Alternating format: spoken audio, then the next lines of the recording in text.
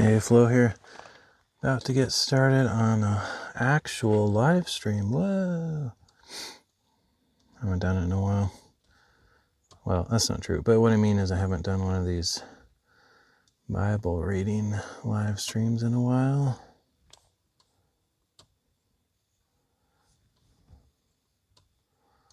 I almost forget how to do it when I don't do it very often. Hopefully I'm not forgetting anything.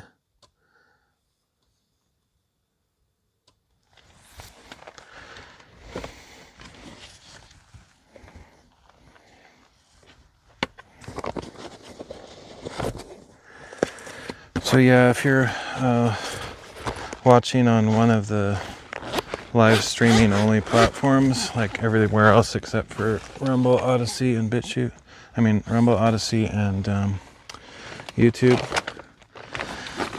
Then you're missing out on most of the readings because I don't know. It's kind of a mess right now as far as where I do things, but I've been doing readings that aren't really live streams lately and uploading them after the fact. So I just record them on my phone locally and then I upload them later. So that's going to be kind of out of sequence for that purpose, which is unfortunate. Eventually I'll get to the point where I upload the pre-recorded whatever live stream-ish things same day or really close to it so that I won't be so out of sequence.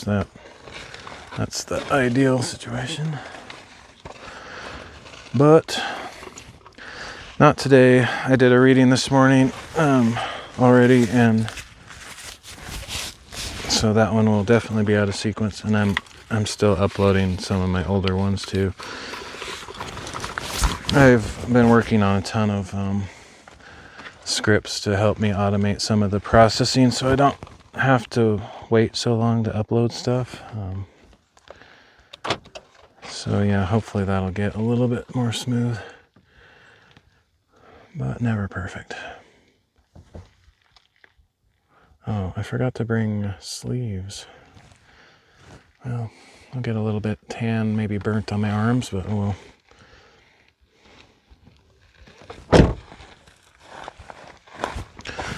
Alright, so I found a place right over here. I'm just going to walk over to it, and then I'm going to walk up the hill, maybe.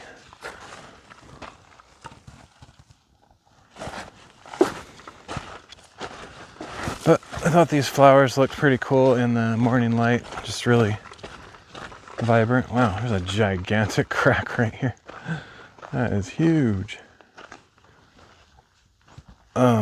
So I'll just do a quick stream here, and then I want to head up the mountain because we're getting close to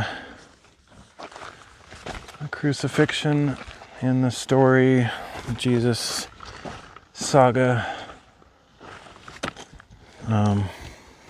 Whoa. And so I'm up at that mountain where there's the cross. So I've been talking about doing that. So I decided I would go for it. But before that, we'll do this reading here, which I'll probably just do a couple chapters here before the gospel stuff. I can't be out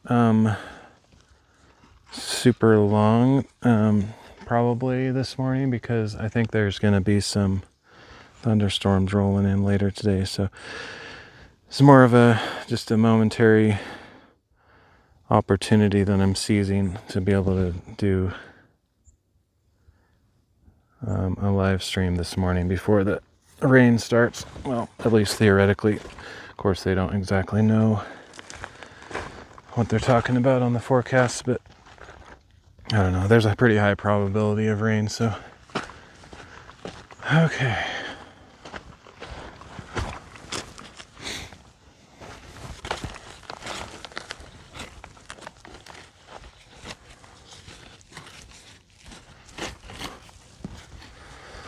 If I don't set my chair up right, I could collapse into this gigantic crack here, which might might happen.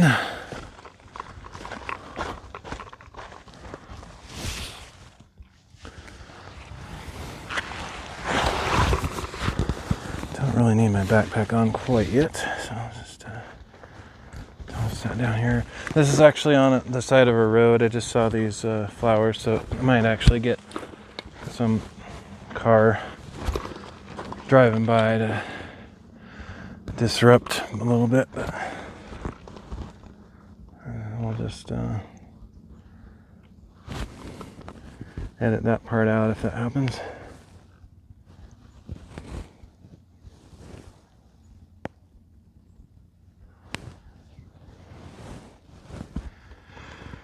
Okay.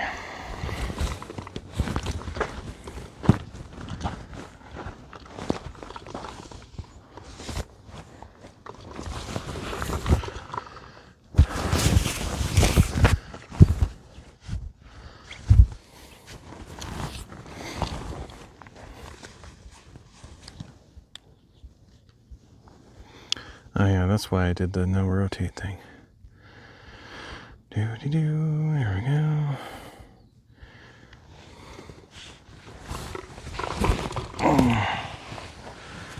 Okay, so we finished up Deuteronomy. Oops, oh man. This magnet is such a nuisance. Unbelievable. Oh, did I start the recording? I'm going to try to always do the local recording from now on because the audio is better, and then if I have these really irritating issues where the transmission of my wireless mic gets disrupted for no apparent reason, then I can restore the audio later for the WordHike channel recordings.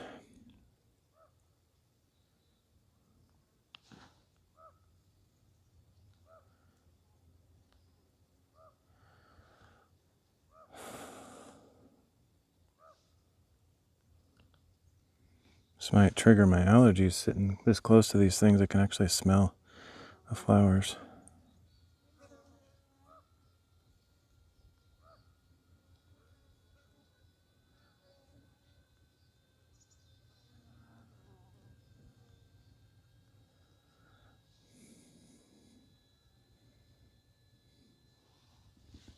Got one of those really buzzy hovering things. Like a tiny drone. Alright, so got some Old Testament readings that I'll read here in Joshua, and then, oops, what did I do? Whoops. Whatever. So read the Joshua stuff down here by the flowers, and then the gospel stuff up at the top where the cross is. I don't know if we're quite at the crucifixion, but we're really close, so I figured I would do those readings up at the cross just because I thought it would be cool. Saved it till now. All the suspense, all the waiting is over. Okay, so let me check, make sure this is working. Always should check, even though I'm pretty confident. Yeah, we're good.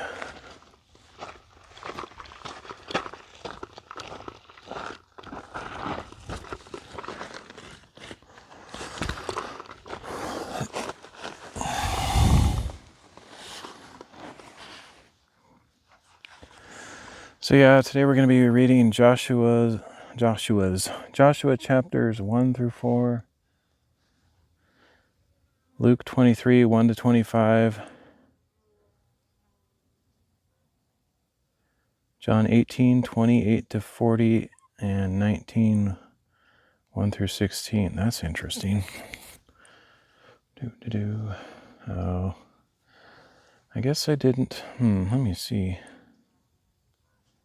Curious about that. I thought I fixed that. That's interesting. Oh, weird. Okay, so the actual reading plan has it listed that way. I'm guessing it's John 18:28 to 19:16, but yeah, whatever. It is what it is. I have it split up into two things, whatever. I thought I had that so that it would be like John 18:28 to 19:16, but it's because the reading plan app doesn't have it that way. Anyway, that's fine. Okay. At least it should work. It's cool that it put the comma in there, and that's pretty intelligent, actually. So yeah, I'll just read Joshua chapters 1 through 4 in this spot, and then head up the hill for the rest of it.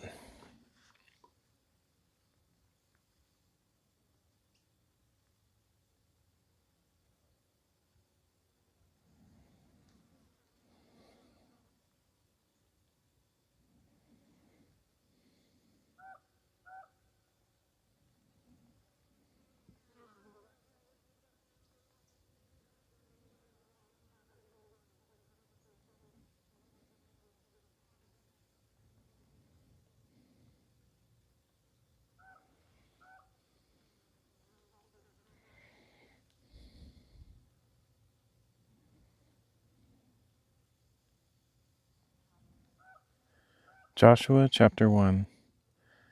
Now after the death of his servant Moses, the Lord spoke to Joshua son of Nun, Moses' assistant, saying, Moses my servant is dead. Now therefore arise, you and all these people, and cross over the Jordan into the land I am giving to the children of Israel. I have given you every place where the sole of your foot will tread, just as I promised to Moses.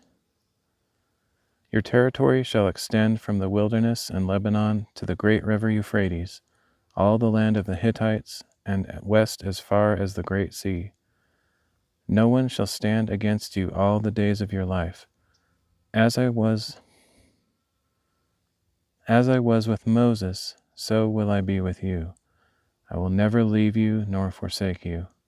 Be strong and courageous, for you shall give these people the inheritance of the land that I swore to their fathers I would give them. Above all, be strong and very courageous. Be careful to observe all the law that my servant Moses commanded you. Do not turn from it to the right or to the left, so that you may prosper wherever you go. This book of the law must not depart from your mouth. Meditate on it day and night, so that you may be careful to do everything written in it. For then you will prosper and succeed in all you do. Have I not commanded you to be strong and courageous? Do not be afraid. Do not be discouraged, for the Lord your God is with you wherever you go. Then Joshua commanded the officers of the people, Go through the camp and tell the people, Prepare your provisions, for within 3 days you will cross the Jordan to go in and take possession of the land that the Lord your God is giving you to possess. But to the Reubenites, the Gadites, and the half-tribe of Manasseh, Joshua said, Remember what Moses the servant of the Lord commanded you when he said, The Lord your God will give you rest, and he will give you this land.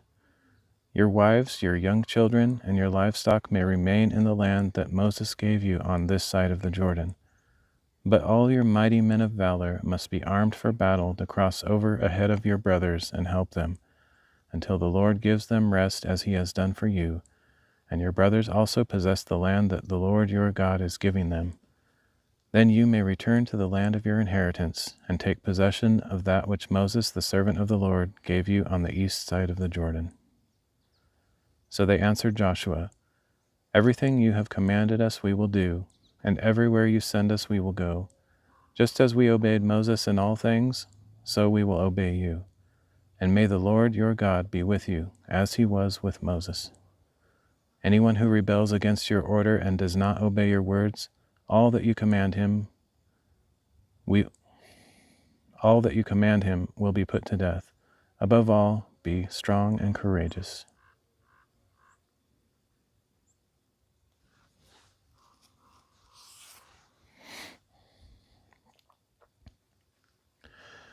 One thing that I learned recently, I just asked AI this, which, whatever.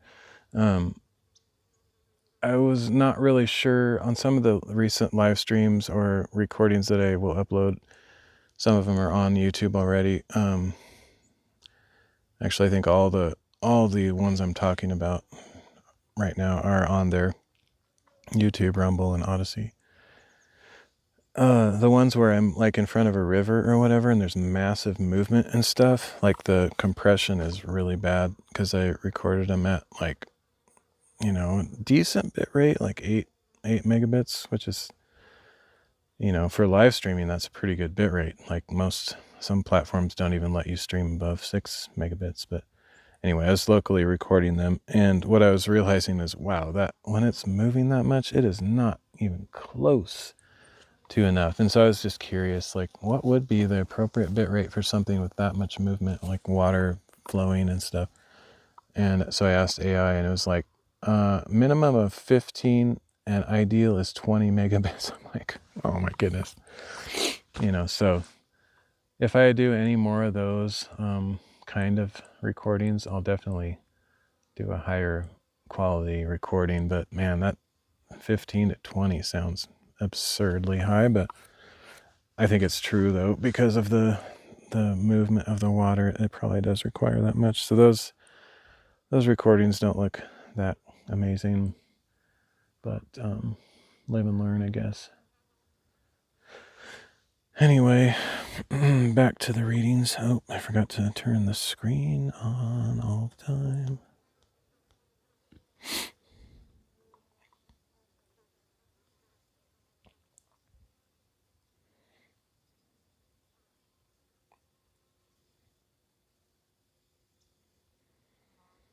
Joshua,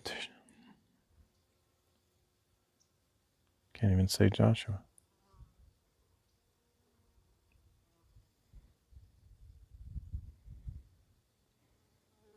Joshua chapter 2.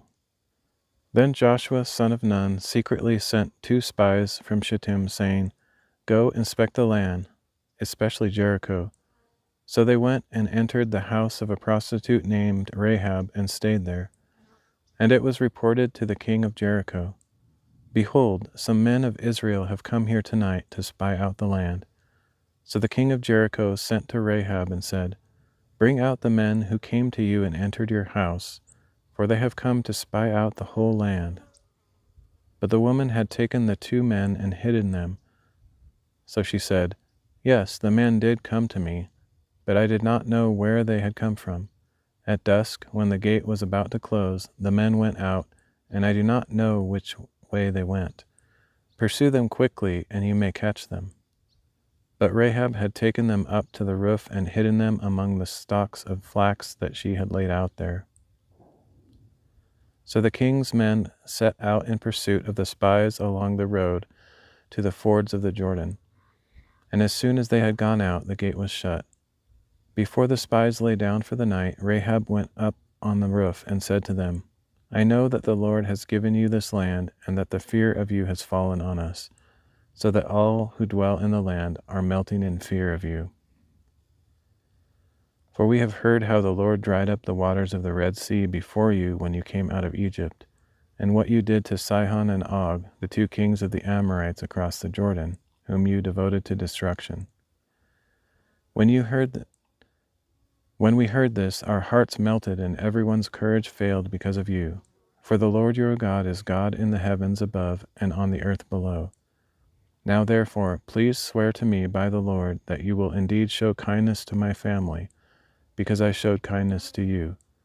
Give me a sure sign that you will spare the lives of my father and mother, my brothers and sisters, and all who belong to them, and that you will deliver us from death.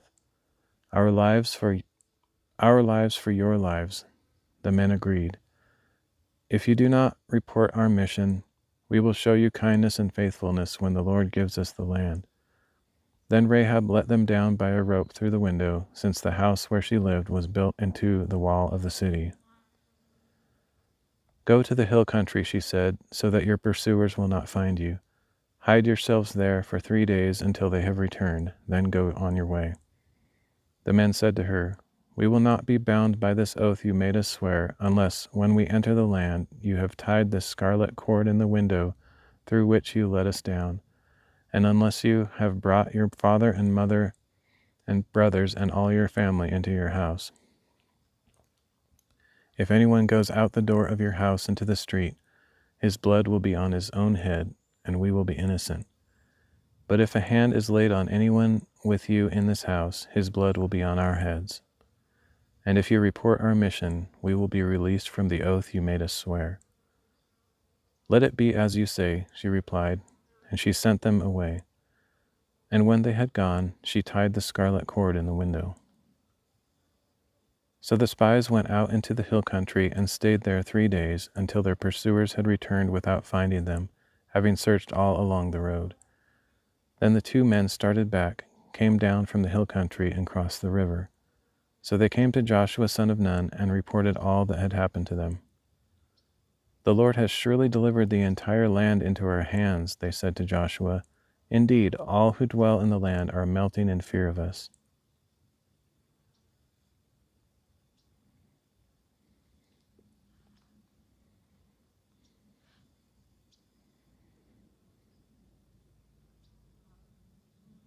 Oh, well, I keep remembering and forgetting to do this.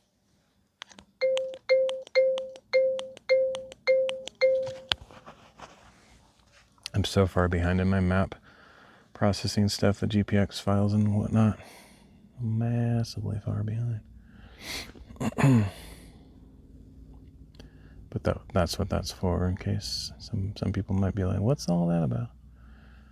I make a smart button timestamp marker for every Bible reading that I do, as long as I remember to do it, and then I can mark them on a map later.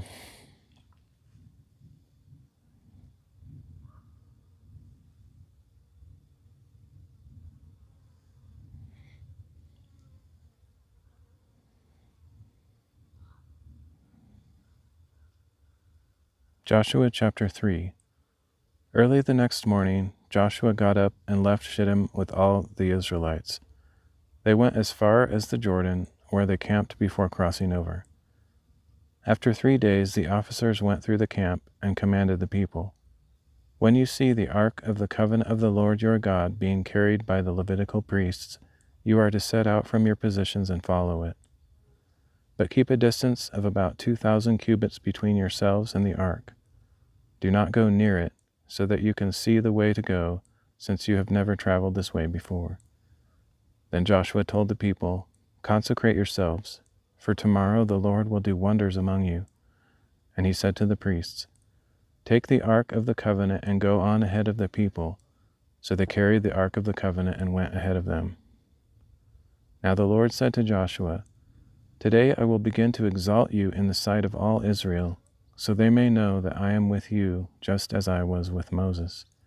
Command the priests carrying the ark of the covenant, when you reach the edge of the waters, stand in the Jordan." So Joshua told the Israelites, "Come here and listen to the words of the Lord your God." He continued, "This is how you will know that the living God is among you, and that he will surely drive out before you the Canaanites, Hittites, Hivites, Perizzites, Girgashites, Amorites, and Jebusites. Behold, the ark of the covenant of the Lord of all the earth will go ahead of you into the Jordan. Now choose 12 men from the tribes of Israel, 1 from each tribe. When the feet of the priests who carry the ark of the Lord of all the earth, touch down in the waters of the Jordan, its flowing waters will be cut off and will stand up in a heap." So when the people broke camp to cross the Jordan, the priests carried the ark of the covenant ahead of them. Now the Jordan overflows its banks throughout the harvest season, but as soon as the priests carrying the ark reached the Jordan and their feet touched the water's edge, the flowing water stood still. It backed up as far upstream as Adam, a city in the area of Zarethan, while the water flowing toward the sea of the Arabah, the salt sea, was completely cut off. So the people crossed over opposite Jericho. The priests carrying the ark of the covenant of the Lord stood firm on dry ground in the middle of the Jordan, while all Israel crossed over on dry while all Israel crossed over the dry ground until the entire nation had crossed the Jordan.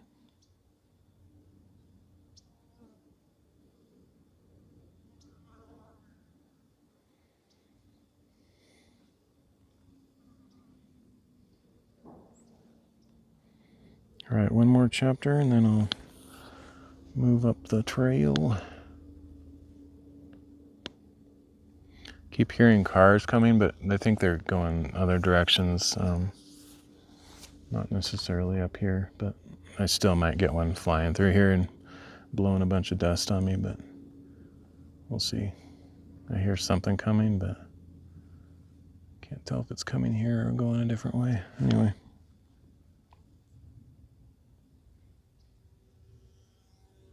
Can't be out here too long, mainly because of the storms that I think are coming, but also, man, my arms are going to get burnt if I stay out here too long. I keep forgetting to bring sunscreen in my bag because I haven't transferred it yet. Bought a new cheap backpack recently, and even the previous one, I didn't have it in there either because I wasn't really using it, but anyway. Won't be, it's not really summer anymore. Like the storms are coming in and it's going to start getting dark earlier and, all that nasty winter stuff. But I'm going to still keep trying to get out for the readings and stuff, but it's going to be hit or miss, randomly. Normally we get decent weather through September, but this year has been, kind of weird in my opinion. We've actually are getting more actual fall with a shift in weather. But anyway.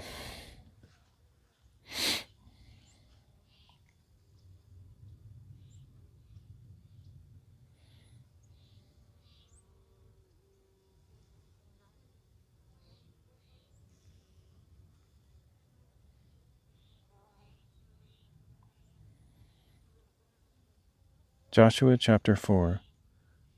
When the whole nation had finished crossing the Jordan, the Lord said to Joshua, "Choose 12 men from among the people, one from each tribe, and command them, 'Take up for yourselves 12 stones from the middle of the Jordan where the priests are standing, carry them with you, and set them down in the place where you spend the night.'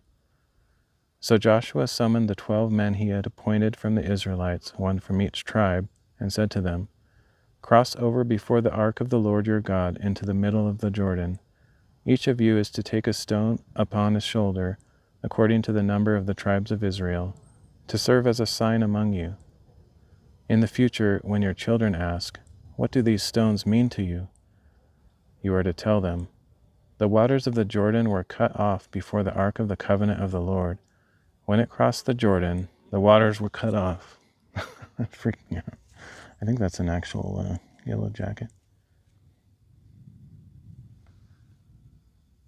Maybe not.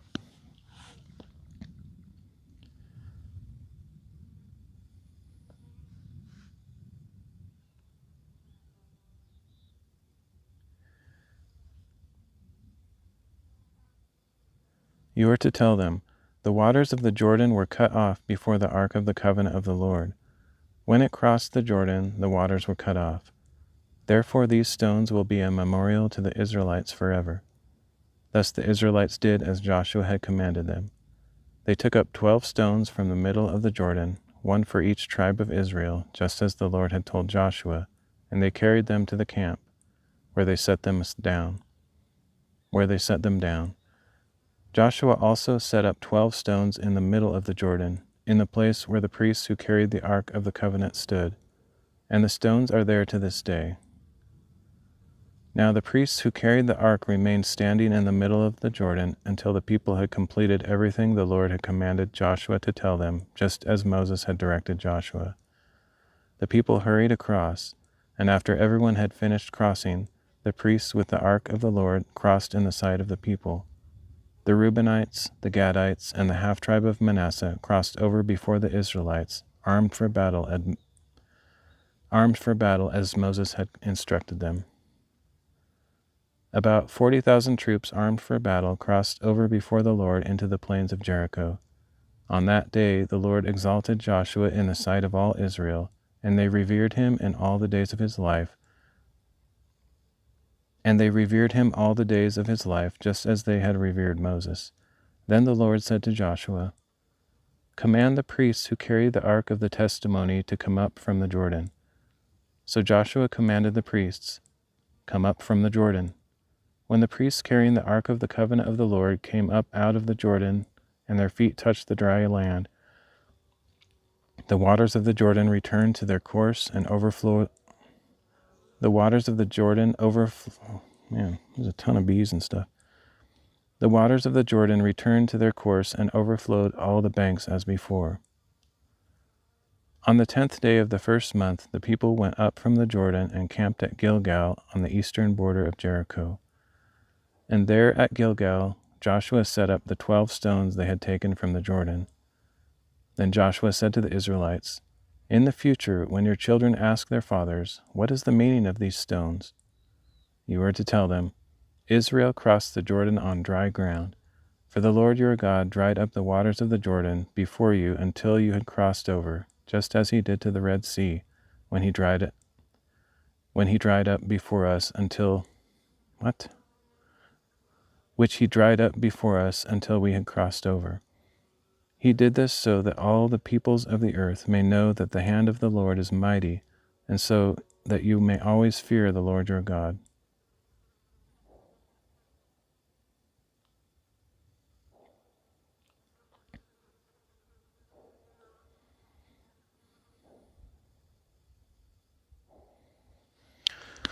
All right, a little bit choppy in my reading as usual. It's kind of my thing, but I always edit these mistakes out on the versions that I upload to my WordHike channel. Anyway, which I'm way behind on that.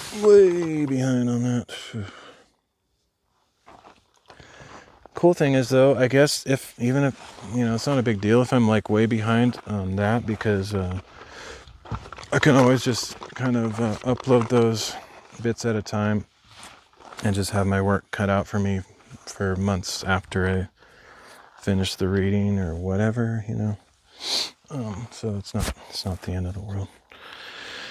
But I was hoping to upload kind of, I don't know, like at least one reading per day, or at least kind of keep up with the actual schedule. Like I'm way ahead of the annual reading schedule, whatever you want to call it, with my live stream stuff, but it would be nice to like keep up with the pace that the schedule says, at least on the WordHike channel. But I don't know, I'm not sure how I'm doing on that. I think I'm actually a little bit behind in that sense, because I haven't been uploading much. But I don't really have a lot of activity on that channel yet. I've mentioned it on my main channel, so some people know about it, but it hasn't really gained traction yet. So I only have 8 followers over there, so it doesn't feel like that big of a deal if I don't keep up the schedule, since I don't really have a lot of people involved at this point. But I do want to try to maintain it. Alright, so I'm going to go to gimbal mode here, if I can get this figured out.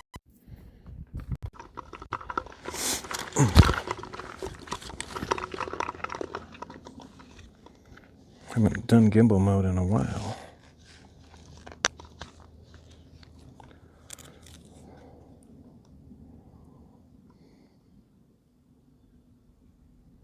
Let's see. Yeah, obviously I don't know what I'm doing.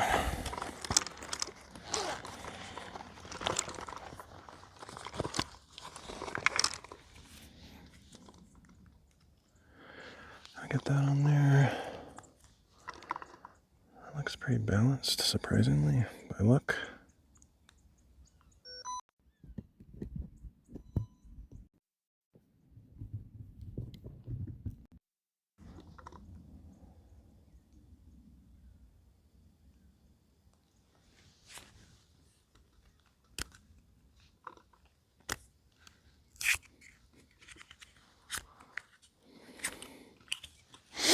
I don't even know if I have my gimbal extension stuff here, so not sure. I have to take the time to put the tripod away because there's no way I'm carrying that the whole way. Just put it in my bag.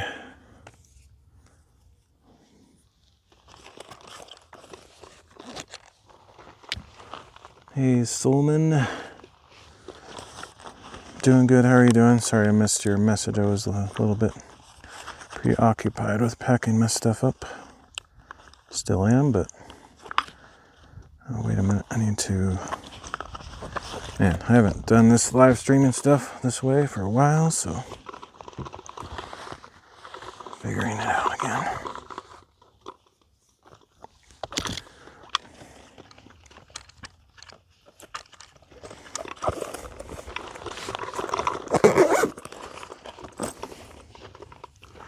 Got a lot of packing up to do, so this will take a minute.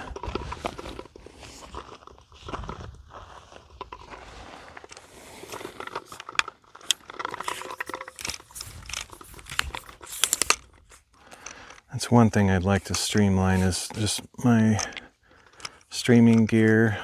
Streaming gear. No pun intended.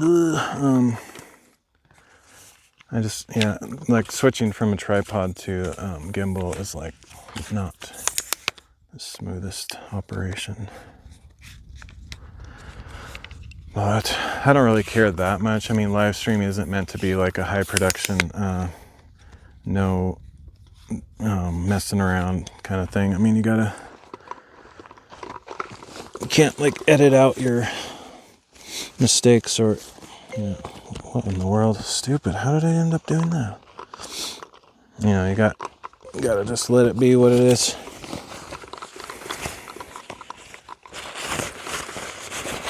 Always awkward moments.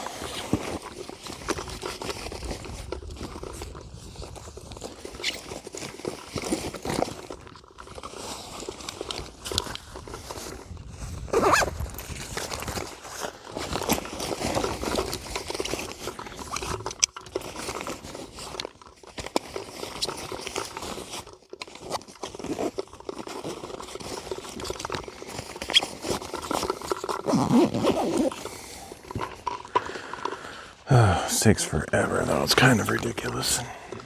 Let's see, I don't know where the bag for that chair is.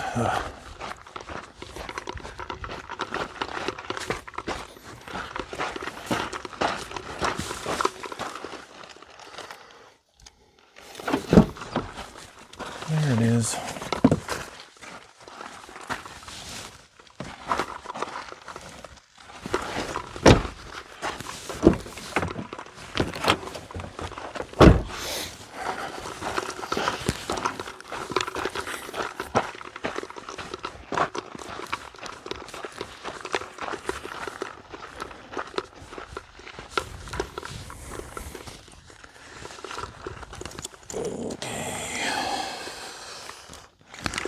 Gotta pack up my chair and then I can get going. I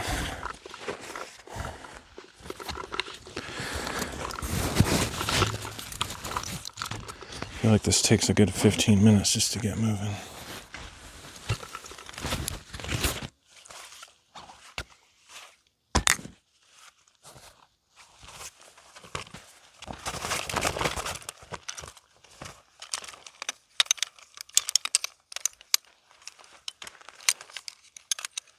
The mildly annoying thing is that I have to pull all this stuff out as soon as I get up to the top, so it's like, that's what makes it kind of ridiculous. I don't know if there is such thing as like any kind of tripod or streaming gear that would even solve that issue. It's just part of the IRL process, I guess.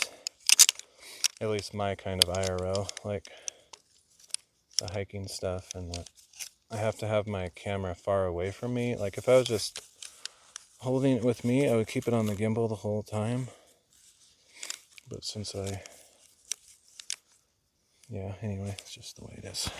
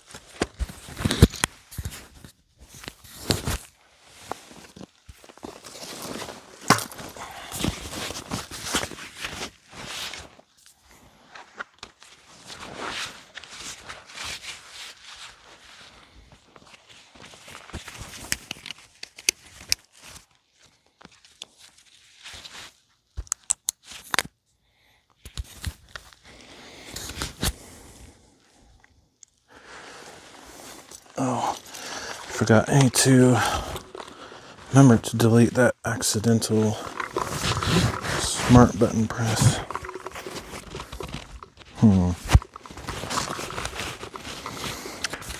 That's interesting. I'm just getting used to my new backpack too. It's kind of configured differently than my old one, so I have to do stuff a little bit different. Okay.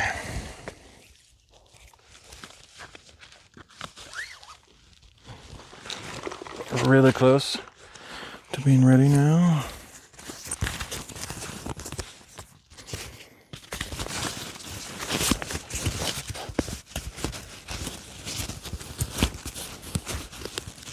Got some carabiners so I can hold things on the outside of my pack, which I was kind of using a gear tie thing for that, but it sucked. It was terrible. I didn't like it. It's not that big of a deal, but anyway, we got a better system now.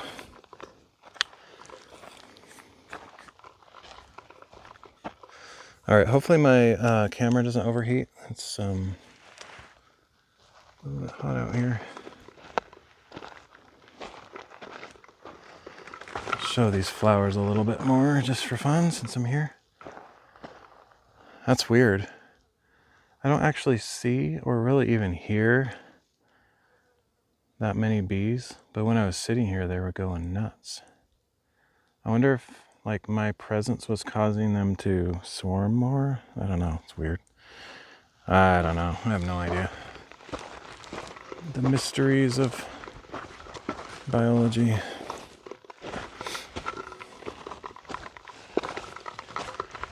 All right, so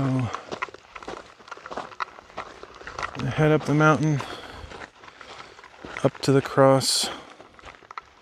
Hopefully the signal stays strong. There might be a moment where I'm kind of behind the mountain. It might cut out a bit. I don't know.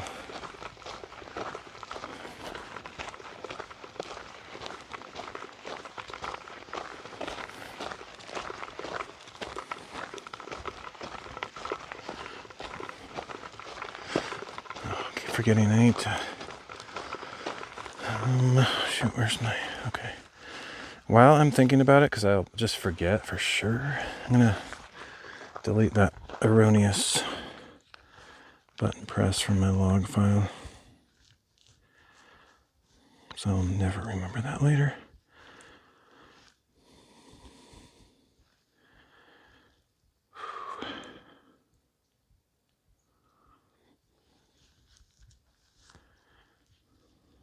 See.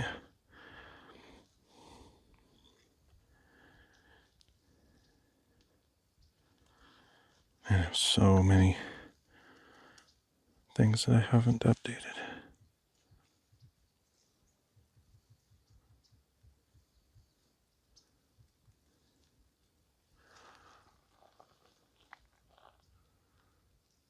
Chipmunks. I'm like, what is all that racket? It's the chipmunks.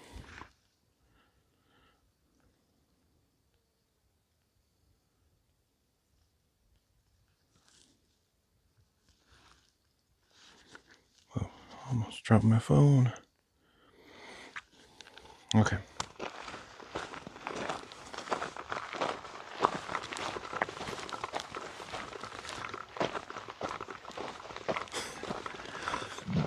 For a minute there, I had 3 phones in my hand. That's pretty funny. I actually carry 3 phones fairly often, like every time I'm gonna go out to live stream. And then I like usually if I go somewhere that there's other people, I feel weird. I'm like carrying like 3 phones. They're like, what in the world is that guy doing? Guy's a freak. Kind of got over it though. But yeah, when you first start live streaming, like IRL, walking around with a phone, a gimbal, whatever, typically really self-conscious. It takes a while to get over it. Now I'm completely over it. I don't care. I don't really live stream where there's tons of people though, so that makes a difference too. Yeah, I'm really thirsty for some reason. I think I didn't drink enough last night or yesterday, whatever. I stayed up all night as usual. I'm almost always up all night, but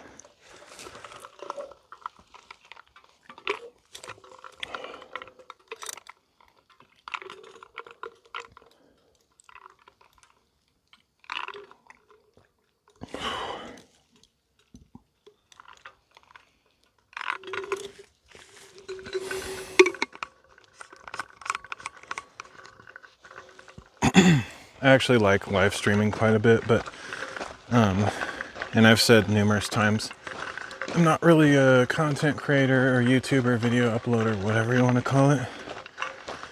But the only reason I haven't live streamed every single Bible reading is because I've mentioned it already, but like there's too many cool places to stream that I can't. There's no signal, and it's like, I gotta, get some variety,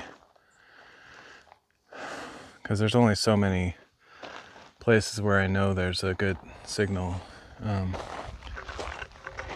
and feels really limiting that way. So especially for some reason, like down in the valleys where it's kind of obvious the reason, but like down in the valleys, like where the rivers are and stuff, it's pretty hard to find a strong signal for live streaming.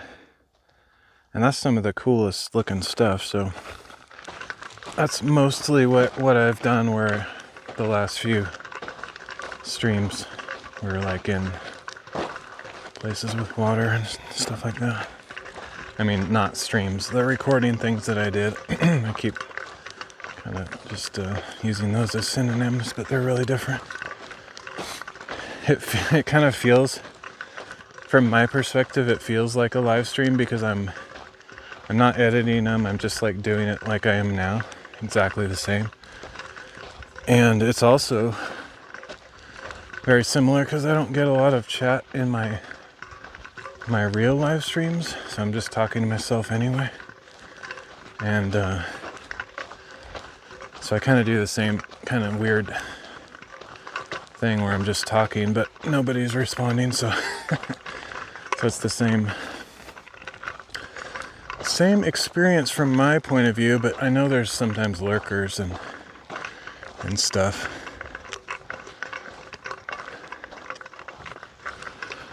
Oh, some very obvious deer tracks.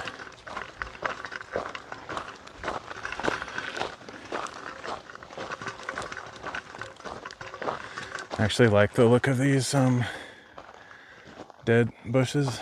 Just really cool outlines.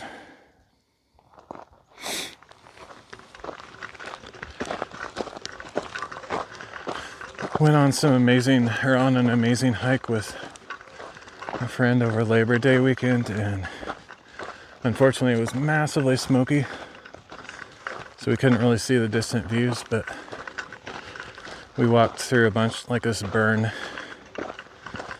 area where a wildfire had devastated the land. But it looked pretty cool, actually. Tons of blackened bark trees and a bunch of bushes that looked kind of like that, but they had some black and some really white colored inner branches showing. I don't know, it's kind of cool looking. I like this kind of rugged looking stuff though. It's a nice contrast, especially with the different flowers and textures. I don't even know what that is. It must be a root of one of these bushes, but it looks like a giant piece of rope. But I know it's not.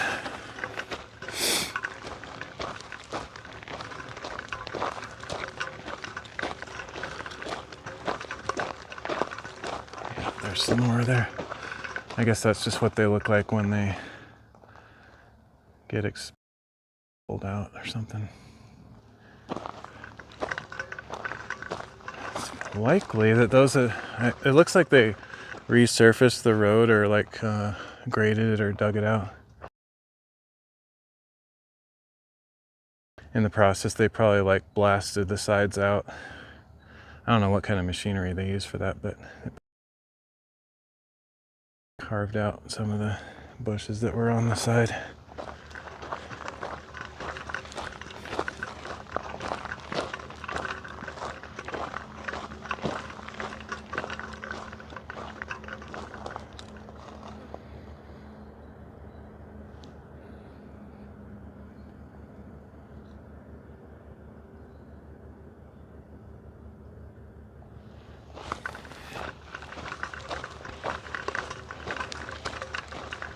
Got some really awesome color combo. You get all that.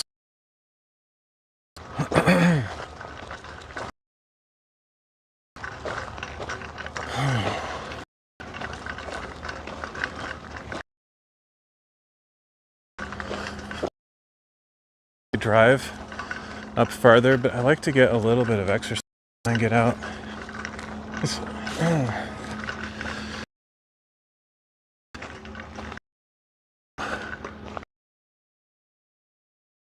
Not like I predicted it might. It sucks.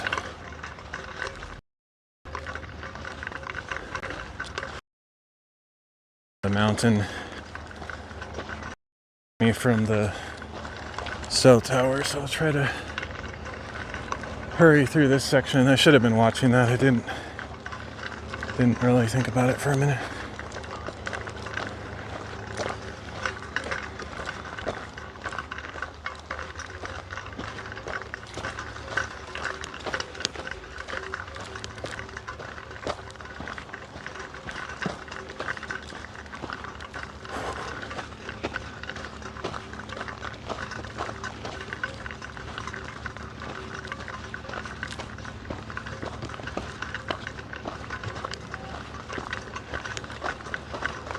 Once I get up around this corner, signal should improve again.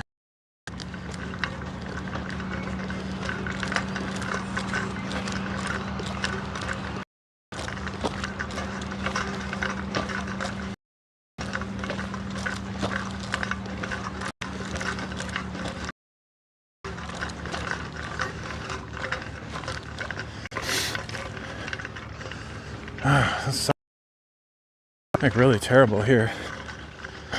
That's weird.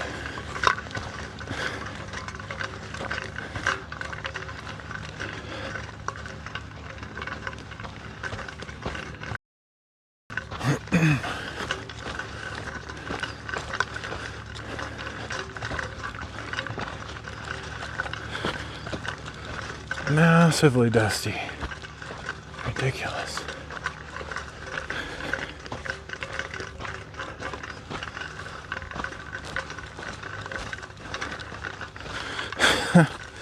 My shoes are going to be so covered in dust.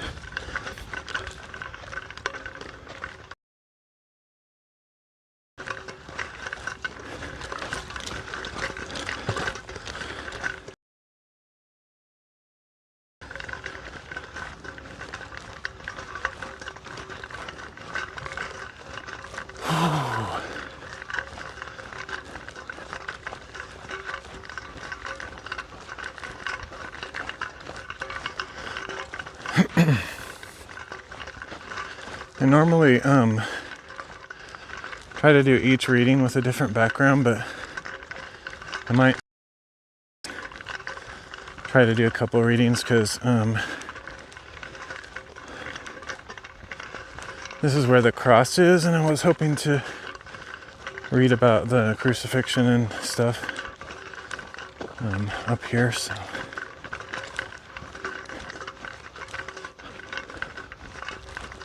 we'll see.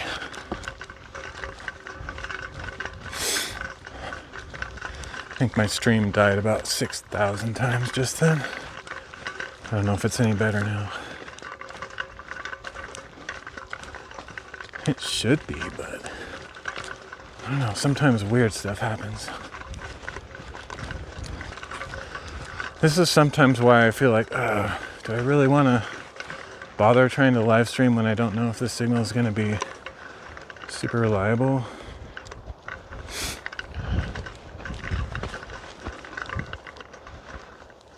But hey Boomer, howdy friend, taking lunch break, playing Pal World and saw you were on. I don't even know what Pal World is. What is Pal World? I'm assuming it's a game, obviously, but I don't know what kind of game. So I'm going to read up here by the cross today because I think we're going to be reading about the events surrounding the crucifixion, which I've been talking about coming up here. I'm not sure what angle to get exactly. I might put, I don't know. Maybe, I guess I'll just put the tripod down here somewhere.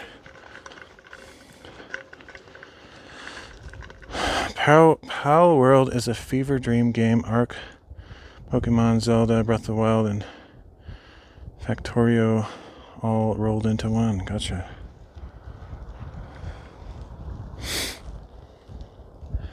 I've heard that. I've heard the term fever dream, but I actually don't know what that means either. That's funny. Like, defining a word with words that need a definition. It's like eternal dictionary loop going on here. This stuff is insanely dusty up here. I need to come over here somewhere where I can like put my stuff down, not in a 6-inch like pile of dust.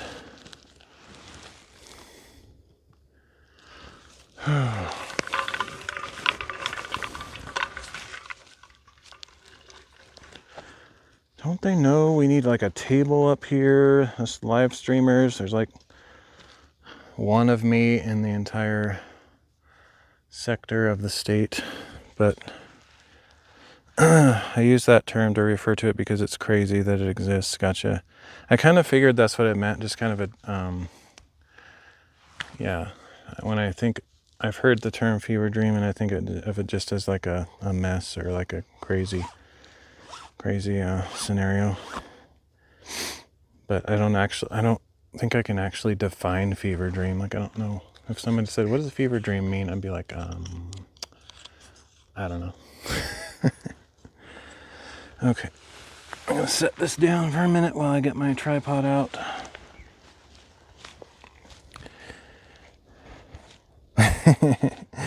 This could be your live stream, building a table. Indeed, it could be. It's not going to happen, but I have built tables on my live stream several times already, but last year. But if I did it up here, I'd either have to cart all the supplies up here or cut down some trees. I actually have what it takes to cut down trees in my car. I have an axe and a saw. Wouldn't that be funny? I don't know if that's even legal to just like cut down a random tree. I feel like there's like timber rights or something. I don't know. The dreams you have when you have a fever, half awake and half hallucinating. That's probably why I don't really understand that term, because I've never experienced that. I actually don't dream, like basically ever. Maybe once a year. I mean, I think I do, but I just never remember them when I wake up. But I've never had that experience. I don't even know what that's like. That's like completely a foreign concept to me. All right.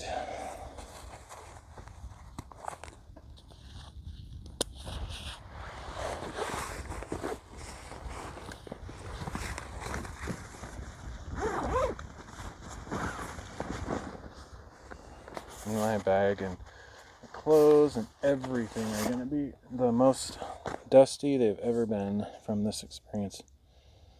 Wow, crazy. I'm a very lucid dreamer, and I even have recurring dreams which have changed. Huh.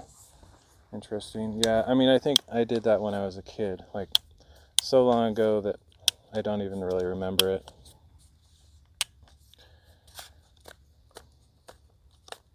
Probably why I'm completely nuts. They always say that if you don't dream, you go insane, which I honestly think I do dream. I just, like I said, I don't remember. Every once in a while I wake up and it's like, oh, I think I was dreaming, but then it's gone, like, instantly.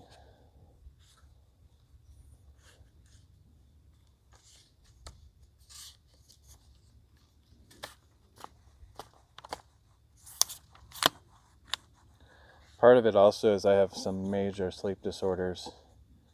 I've never been diagnosed, but I'm up all night, every night. Sleep during the day, typically. Just, yeah, I'm very not normal. Let's see, I don't need this.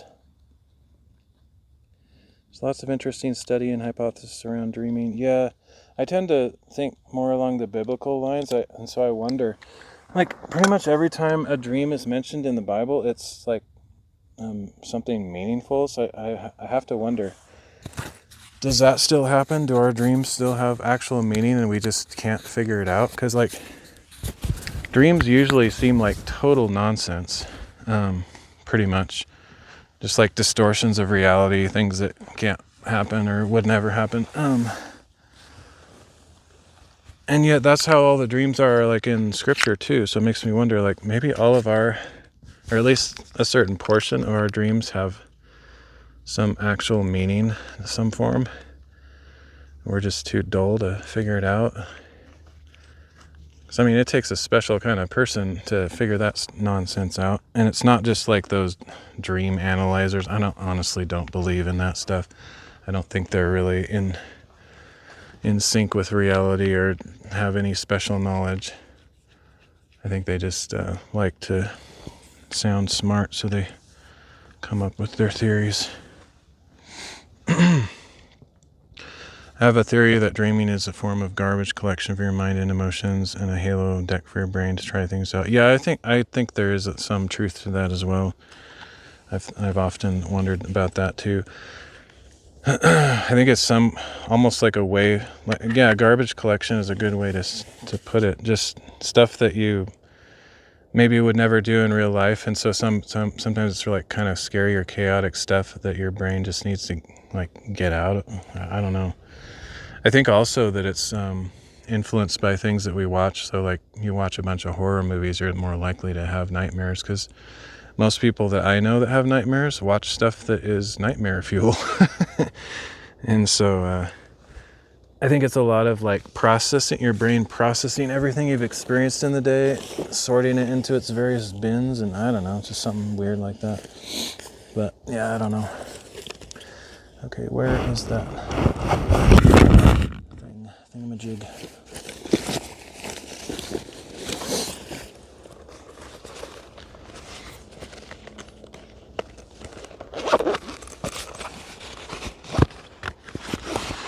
Ironically, one of the last times I was at this location, I was talking to you. This must be a magnet for boomer testers. All those boomer testers out there. Okay, I'm gonna go I don't necessarily love the angle that I'm seeing here. I generally don't like to have too much focus on myself, so I like to be a little bit farther away, but so I'm not sure how this will look, but actually that should be okay, I guess. I don't know. I'll sit over there relatively close to where the cross is, and then put the words over on the left, something like that. It's fine.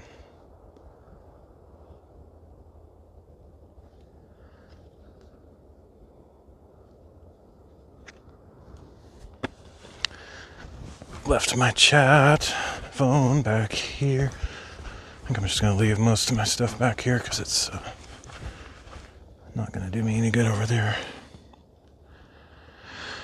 I am being killed by a giant chicken. That's the worst. I hate it when that happens.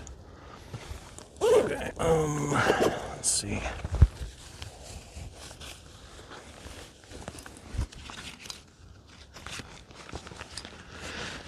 This is a come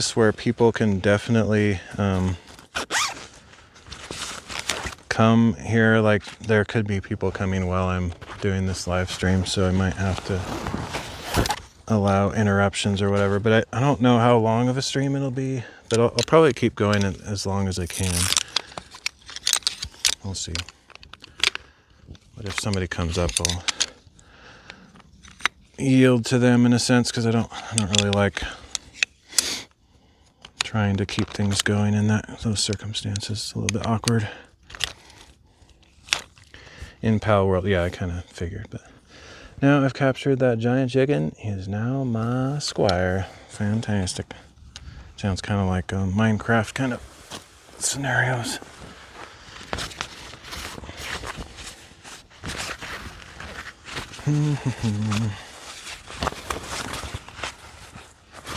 Is Pal World considered, like, generally speaking, more of a younger crowd oriented game? Or, I mean, obviously any game any person can play, but is it generally like catering to that audience, seemingly? Sometimes it's hard to tell because we're all kind of big kids sometimes. You could ask them if they know Jesus. I could. I'm really bad at that stuff. Man, even with people that I know, like I ran into these people that I know in town. I don't know them that well, but I've tried to become friends with them. Oh, it's so dumb. Like the things I was responding to what they were saying afterwards, I was like, for the next like many hours, and even today, I was like just punching myself. It's like, oh, you said that, you idiot. I'm really like beyond awkward. Like it's there's not even words for how terrible I am at talking to people. It's like really bad.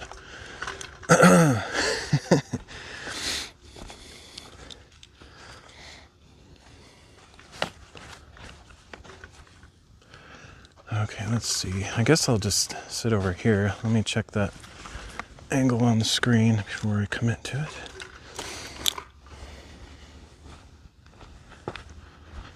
A mishmash of several genres. That's kind of hard to say. Mishmash of several genres. Man, I've been having a hard time reading Bible passages. Even the most basic things that everybody can say, they feel like a tongue twister for me because I'm really bad at reading and talking. I'm pretty much the wrong person to be doing this whole Bible project, but like not to say no one else is doing it, but even if somebody else was doing it, I'd probably still do it. But there's other people that have pre-recorded like 24/7 live streams reading the Bible, stuff like that. There's not really that many people reading it live, and no one that I'm aware of that's doing it out in nature, so I kind of feel unique in that sense.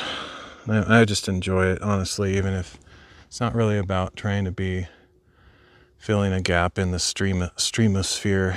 It's just I love doing it, and I feel like it's really important for my own spiritual walk. So that's why I'm doing it for the most part. Anyway, yeah, let's see. Let's make sure everything's working.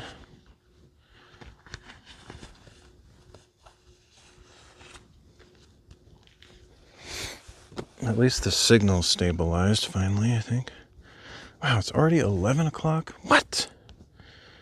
Time flies. There was a forecast for some thunderstorms coming in anywhere between now and like early afternoon. I don't see any clouds, but man, I mean, yeah, sure, I see clouds, but none of those look like thunder clouds. Although, if I had to guess, I would say those white puffy clouds in the distance are where it's gonna come from, just because of, yeah, I bet that's where they're coming from. So I'll just go as long as I can before all that shows up, I guess.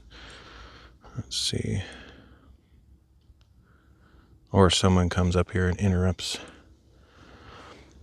Hard to say as such. Oh, you already said that. I mean, I already said that. Okay. Let's make sure all this is working.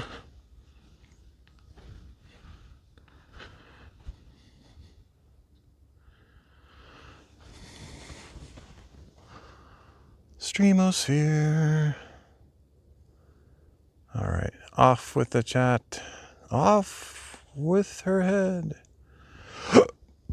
Oh, all right.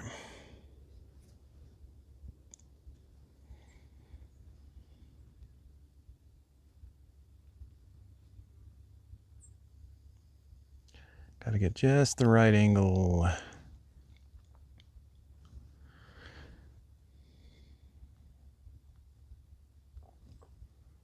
Nope, that's not right. Good thing I checked.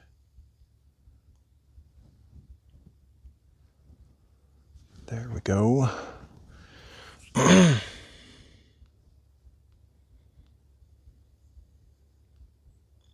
right, I'm not going to be reading all that. I'm just going to read the gospel stuff, which I think is tied in with the pretty close to the crucifixion story, so that's why I decided to come up here.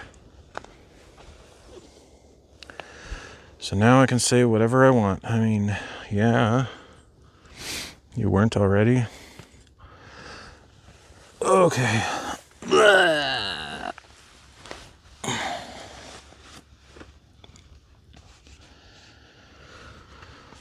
Alright. Okay, I'm going to try to do everything right. Huh, yeah, right. Not a chance. But I am remembering to push the button 7 times, so I will do that.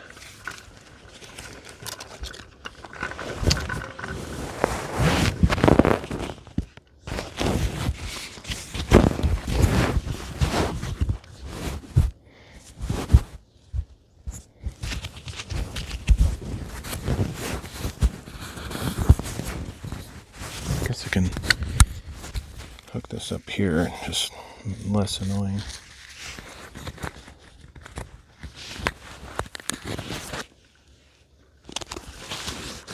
Almost forgot. All that messing around with stuff, I almost forgot the button thing.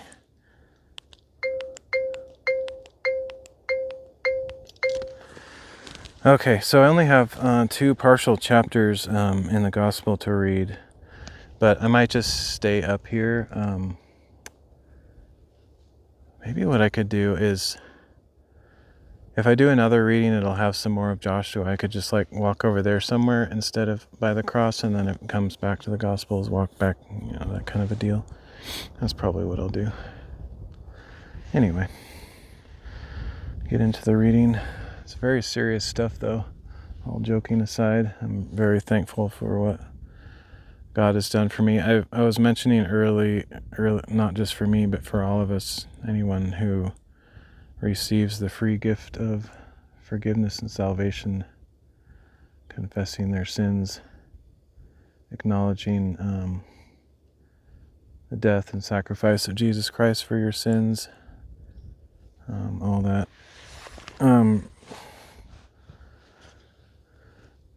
I felt like I had I don't know if epiphany is the right word, but just kind of a realization as I was doing some of the mega editing that I've been doing for the AI scripts that I've been writing to help me automate my content creation stuff.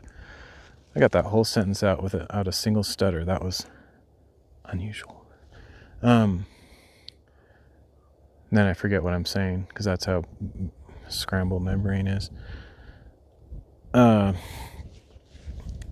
So there was some chapters in, I think, both Exodus and Deuteronomy at the same time, because I was working on one stream that was really old and bad. I don't know, maybe it was all in Deuteronomy, but it was really impactful to me in ways that I wouldn't really expect necessarily. Like, I think a lot of people don't necessarily expect a great spiritual realization or powerful encounters with God when they read some of the Old Testament stuff, especially something like Numbers or Deuteronomy or Leviticus or something, or Chronicles, whatever. But yeah, because I was I forced myself, I guess, to reread those chapters a million times. It really impacted me a lot in ways that I'd like to share at some point, because I feel like it's really useful stuff, but I'm not really a preacher teacher guy, so I know I just mess everything up whenever I try to share the things that I've learned, or just the things that I'm thinking about. But I still like to try, because I've long felt like whenever I get some kind of special revelation or just kind of understanding, it's not really for me alone. Like I don't know, it's weird. Like, just as an example, like, I've kept a journal for the longest time, and I also have a blog that I've had for, I think, 20 years now. I haven't written in it regularly, but I've had it that long, and my journal I've had even longer. I always write, I try to write some of those things down as they happen, otherwise they're just gone. I forget them altogether.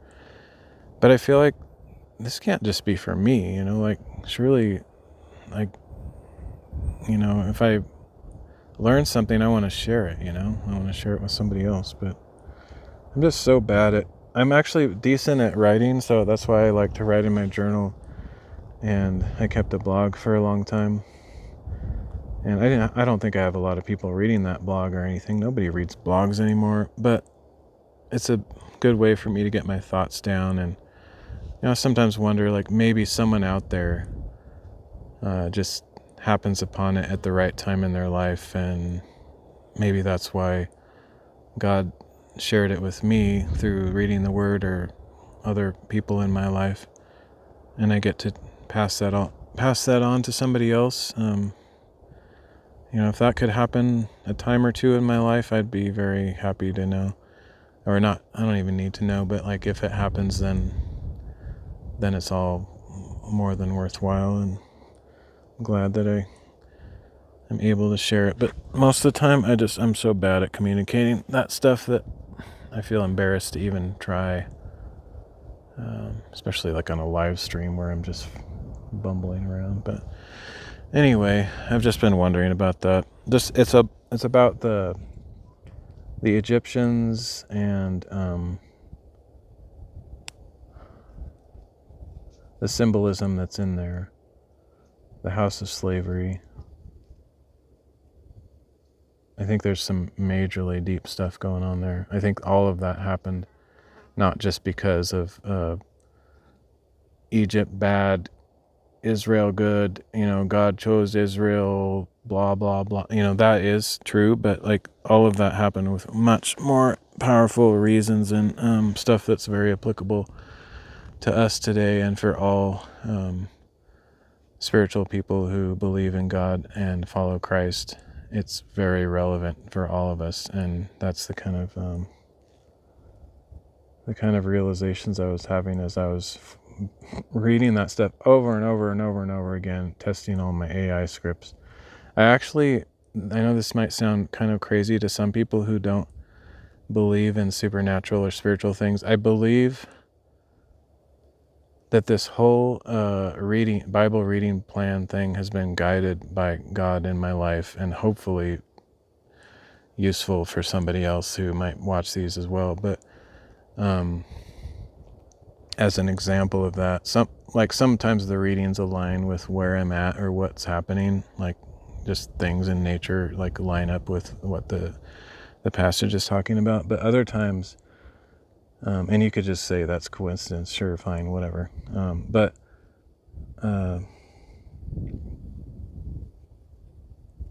other times it's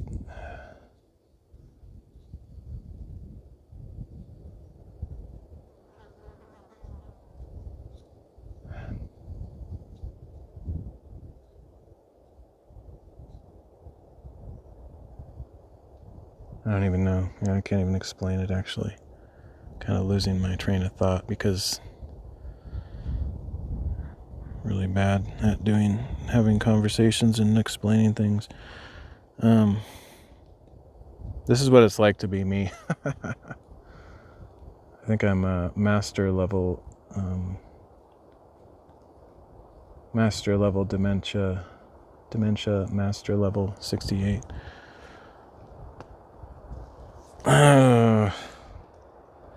Had me on the edge of my seat. I said out loud, "Keep going."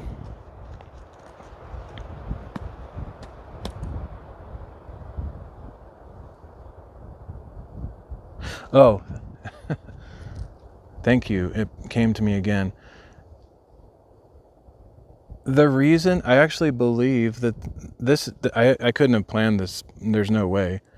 There were readings that I read in a way that was so messed up.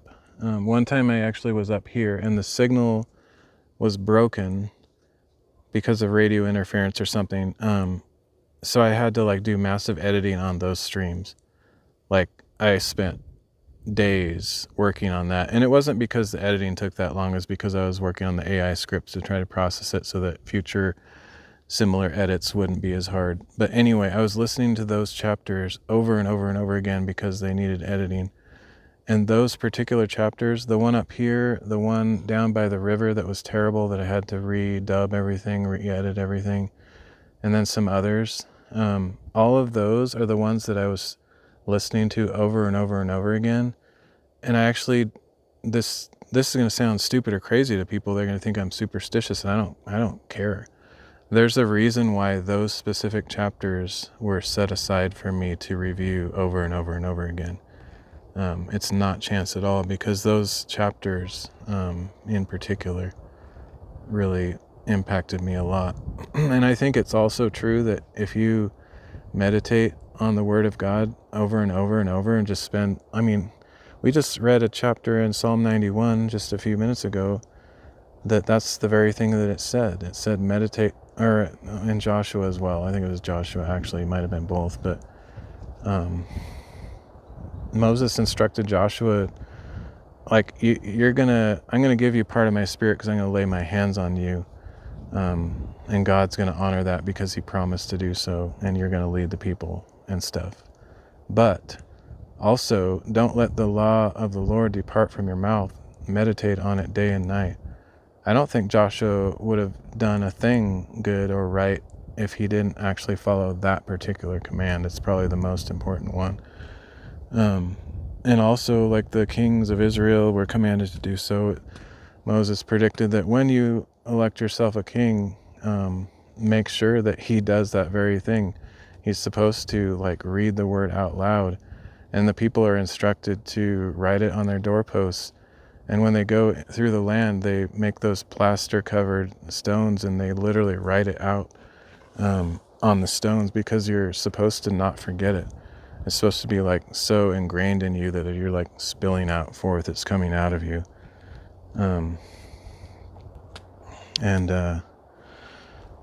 I feel like that's how it should be. So it could just be the fact that because I spent so much time in those particular chapters, they really got into me. And one might argue you could do that with any chapter of the Bible and the same thing would happen. And I tend to agree with that. I think that's true. But I also think that that was a program for me specifically, possibly others, I hope. I don't know. I like to share things that I feel God is saying or speaking. I feel like that was a special program that he put me on. He's like, these are the chapters I want you to focus on. And the only way I'm going to get through to you, through your dull, numb skull, is he arranged so that I had to go through those chapters, such that they were the very ones that had problems in my technology. So I was forced to review them over and over and over again. And so anyway, I just find that to be a big blessing, and I don't know if I'll share all of the details of the things that I learned. I haven't even processed them fully myself. It's just as I was listening to those chapters over and over again, I was like awestruck and mind blown and weeping and all sorts of things, which it's not all about the emotions and stuff. But at any rate, I'm just thankful that I got to experience that, and I need to at least write it down in my journal before I forget. There's been actually quite a few things that have happened this season since I've started this Bible reading plan that I feel like I need to write down. I think it might have been the very first reading too. I don't know for sure, but the very first reading, or at least very close to the beginning, I did up on this mountain, and now I'm referring it to as Mount Sinai because I just really felt like the Lord was meeting me up there. It's a mountain that doesn't have a name. That most of the mountains that I climb don't have names, and so I just like this is like my Mount Sinai, just because I felt so blessed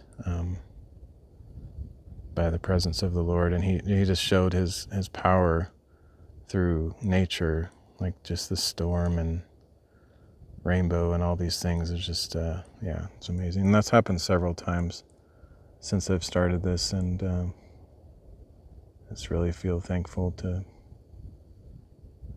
get to be there when it's happening. I feel unworthy but hungry, desirous. Like I'm not worthy, but like I can't walk away anymore. It's interesting because one of the biggest experiences of my life was about, I can't even remember, 10 to 12 years ago or something. I don't know. Maybe it's probably more like 15 to 20 years ago. Really, time flies. It's crazy. But basically, I went through the darkest, deepest garbage of my entire life all at once. I don't even know how I survived it except by the grace of God. But during that time, God pointed me to his word, and that was long before I did the live streaming thing, but I was like reading the Bible for more hours a day than I can even calculate, because I think it was well over 8 hours a day. It was probably like and many times 12 or more hours a day, because I got a bunch of audio Bibles. I started really getting into audio Bibles around that time, and so I bought a bunch of them, and I still have my favorites to this day. But I think that's kind of what planted this whole idea of doing this project in a sense, because back then I was massively into the Bible, like reading it constantly. I actually had it, and the reason I can say 12 hours or more is because I would have it playing while I was at work, like all day long. I had my headphones on listening to the word, and then when I got home, I would and sleep and stuff, I would have it going when I'm sleeping,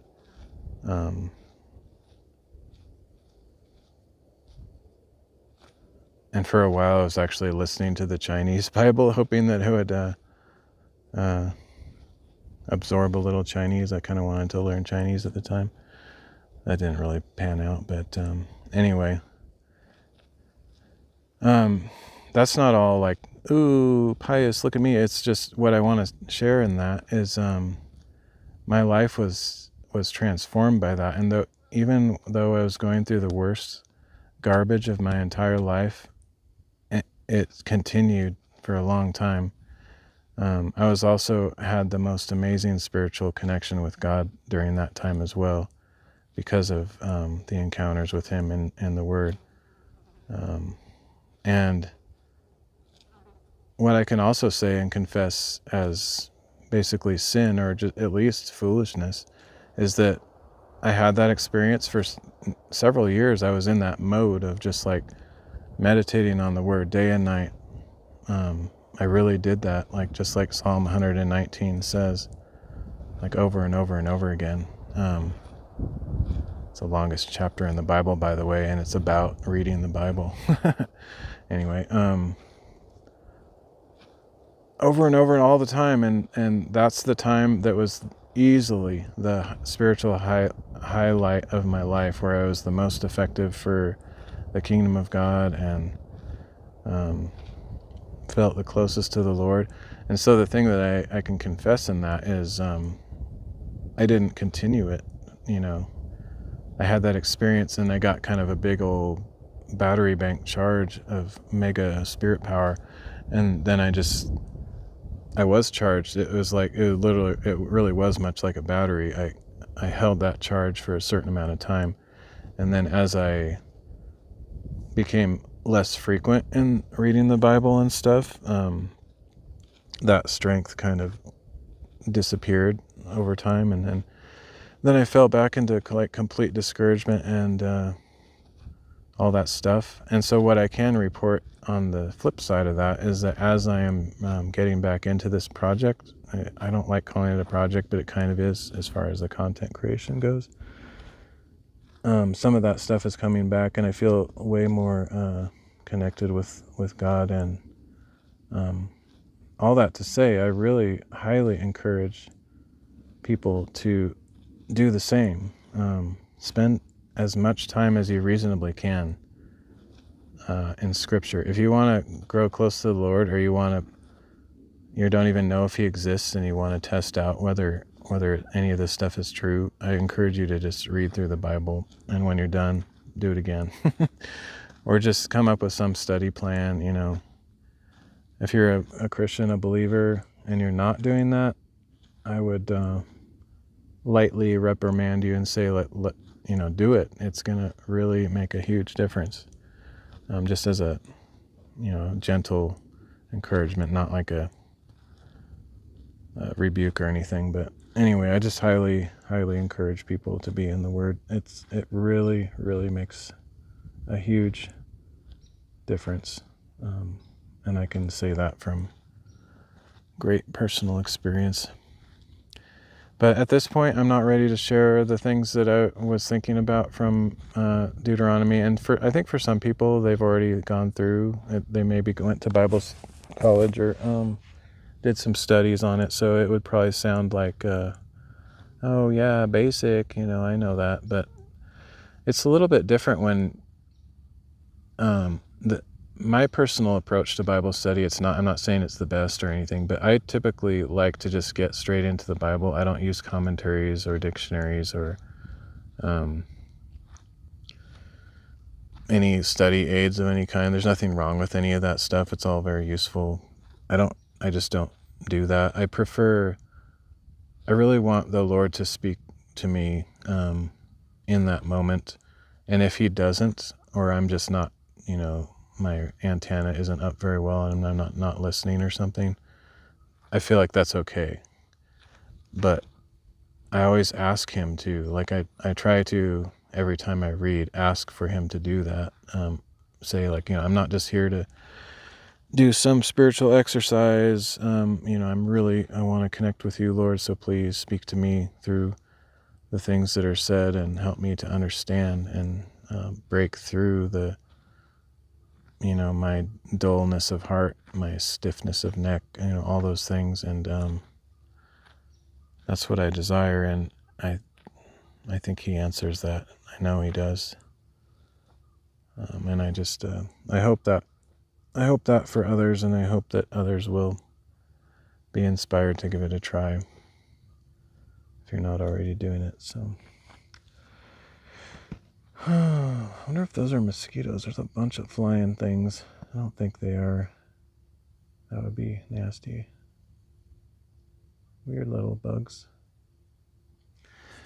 Well, I wasn't really intending to say all that. I don't know what all that was about, but now I probably have less time before the storms, but that's okay. I should make sure my gear is working though. Because I jibber jabbered for so long, it's possible my camera could overheat or something. It's really hard to get out of that chair.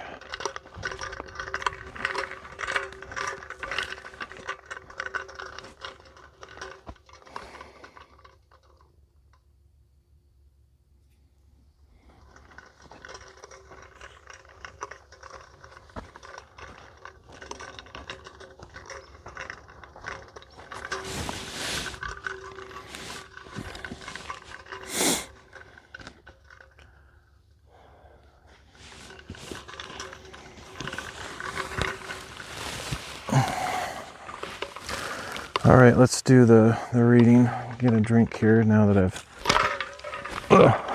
actually caught both of them somehow. That's amazing. Now that I've expended my entire lung capacity and voice durability, whatever, I don't know.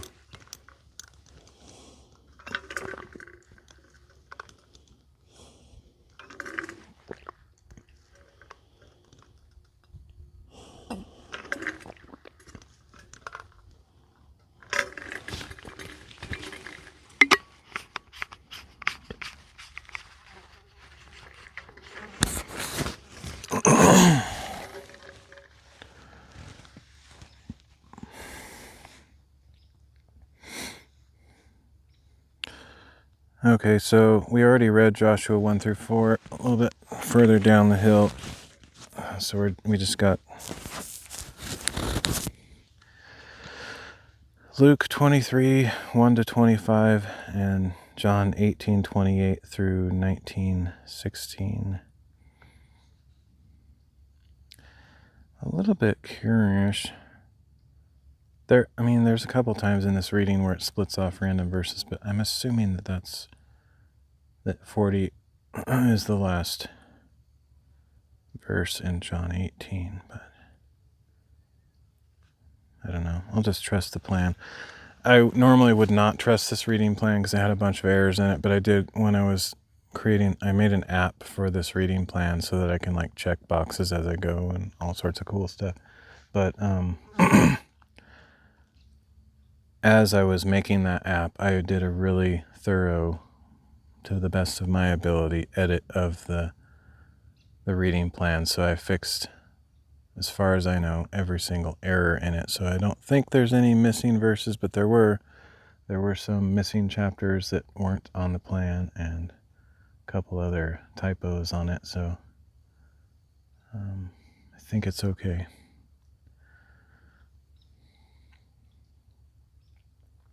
All right, let's do it.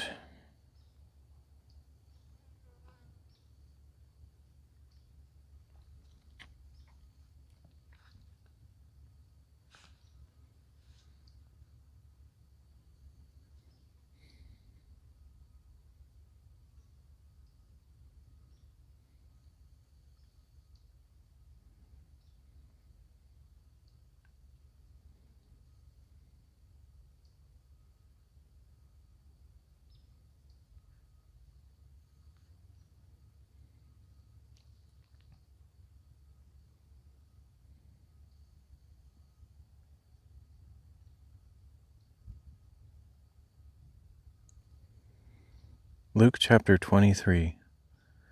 Then the whole council rose and led Jesus away to Pilate. And they began to accuse him, saying, "We found this man subverting our nation, forbidding payment of taxes to Caesar, and proclaiming himself to be Christ, a king." So Pilate asked him, Are you the king of the Jews?" "You have said so," Jesus replied.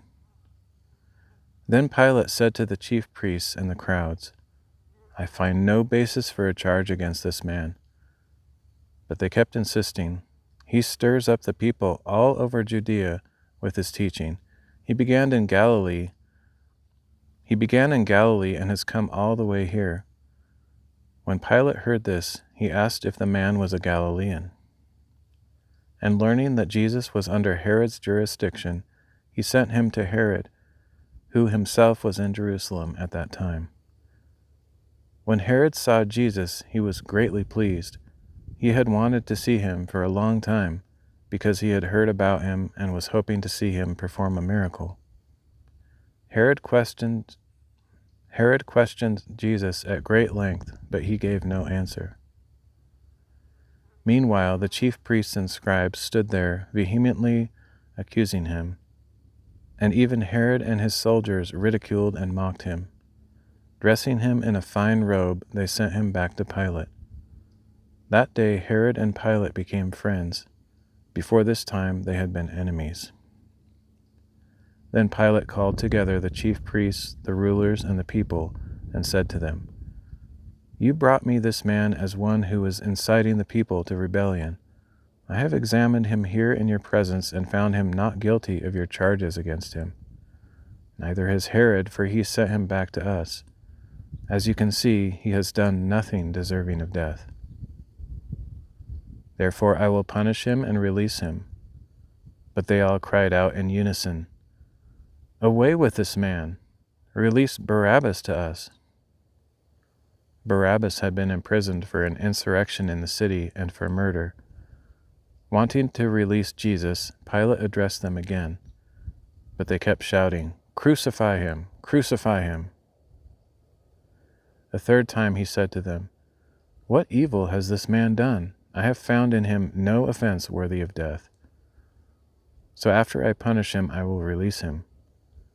But they were insistent, demanding with loud voices for Jesus to be crucified, and their clamor prevailed. So Pilate sentenced that their demand be met. As they had requested, he released the one imprisoned for insurrection and murder, and handed Jesus over to their will.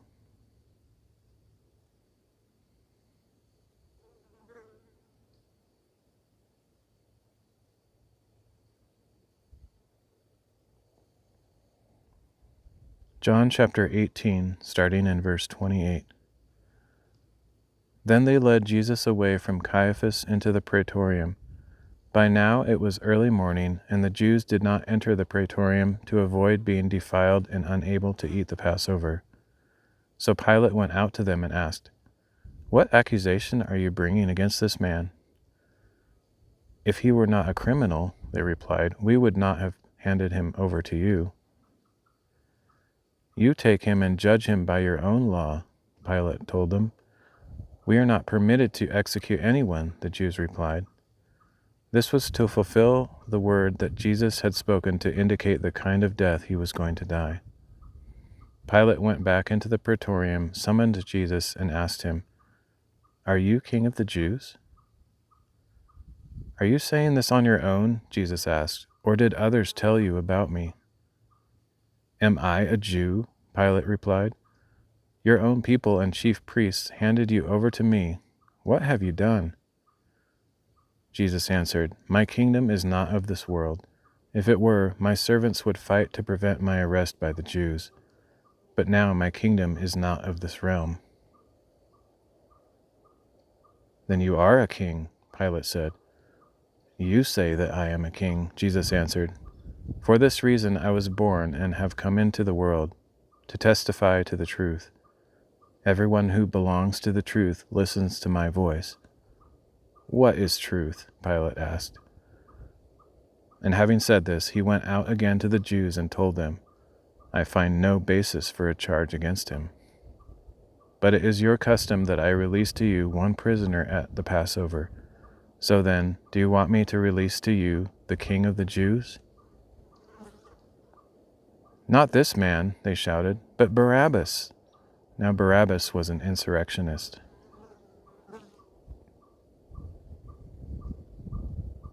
Then Pilate took Jesus and had him flogged. The soldiers twisted. I guess I'll do that as a separate chapter. It's a little bit weird when it's split like that, but yeah, we'll do it.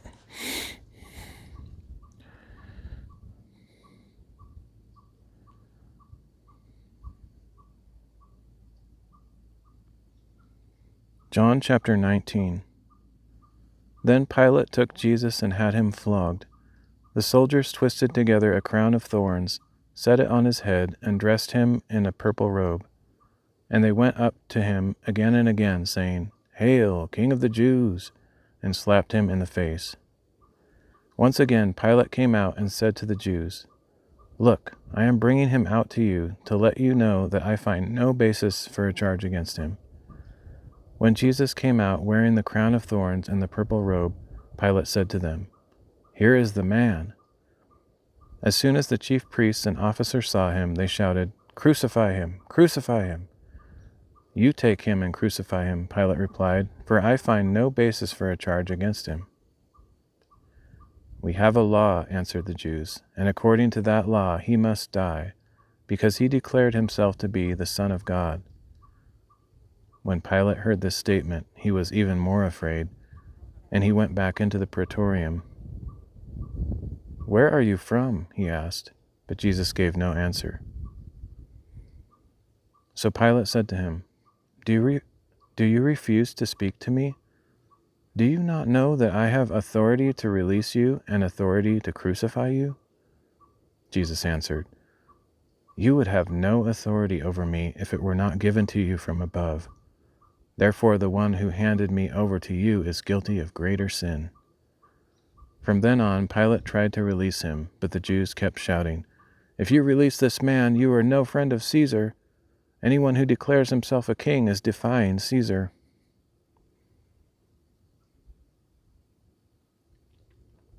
When Pilate heard these words, he brought Jesus out and sat on the judgment seat at a place called the Stone Pavement, which in Hebrew is Gabbatha.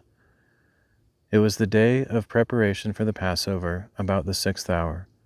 And Pilate said to the Jews, "Here is your king." At this they shouted, "Away with him! Away with him! Crucify him!" "Shall I crucify your king?" Pilate asked.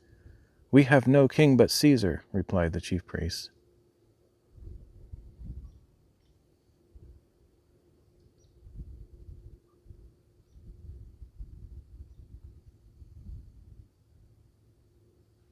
My app is doing that little delay thing. I'm going to reset it. I don't know why it does that.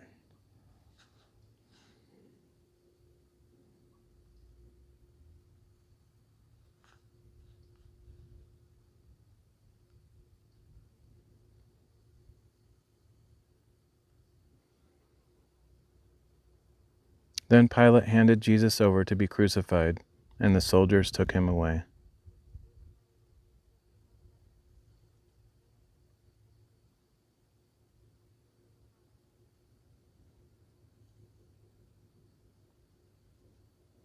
Still here, just lurking while working on work stuffs. Still here, just lurking and working on work stuffs. Cool, man. All right, so that's it for that reading. Kind of want to stay up here and finish the readings around this section, but let's see. Let me check to see what the next readings are. I have some Joshua to read, so I might move the camera over there just temporarily for that, or somewhere else. Get a different view. And then when I'm done with the Joshua, I might come back here for the other stuff. It might take a few readings to get through the crucifixion stuff, so I don't know if I'll finish it today. Let's see.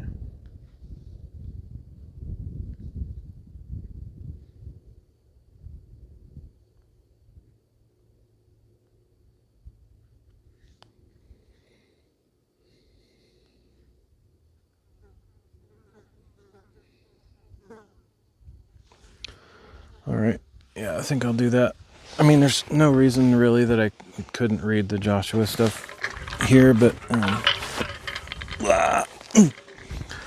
since there's a bunch of other angles I can do, I may as well switch it up a bit.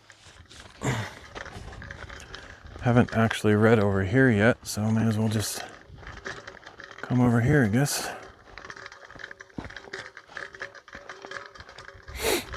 Nice angle. A little bit concerned my phone might overheat if I'm out here too long, but check to see how it's doing.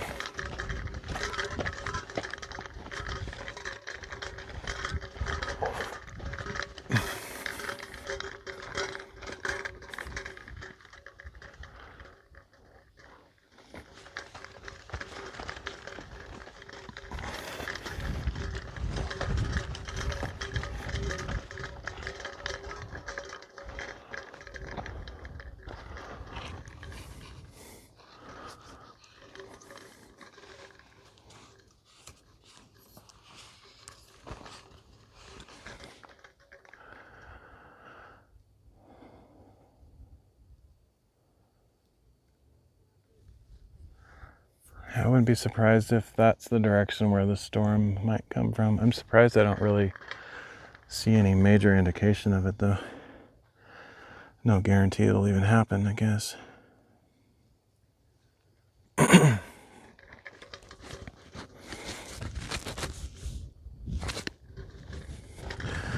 All right, yeah, I'll do a reading over here, just Joshua stuff.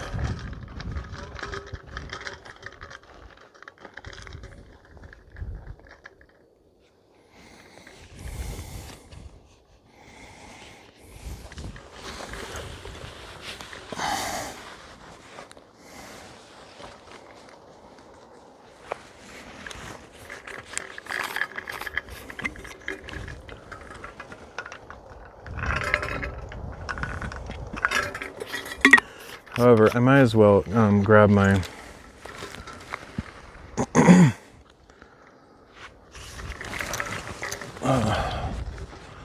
umbrella thing and put it on there. It seems like, I mean, it's probably already damage done, but may as well give it a good chance of not overheating.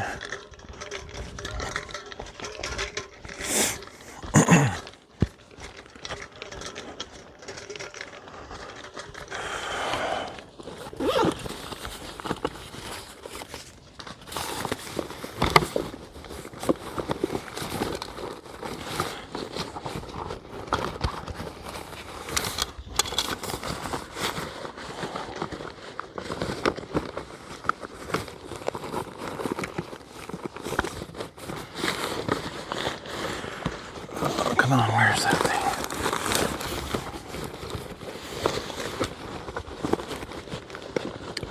I don't understand how it's possible that every time I'm looking for something in my backpack, it's like impossibly buried. Okay. Everything that I don't need to find is right on the top. Easy to grab. The one thing that I want is always on the bottom. Every time. Oh. Man, this has got to be the dustiest place I've ever seen. Well, actually, that's not true. I went to a place recently that was even worse. It was crazy. But this is bad.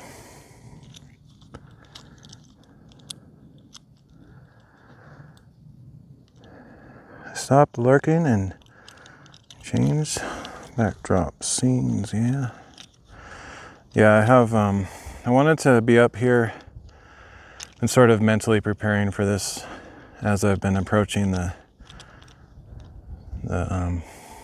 crucifixion in the Gospels. I wanted to do it up here by the cross. I just thought that would be kind of cool.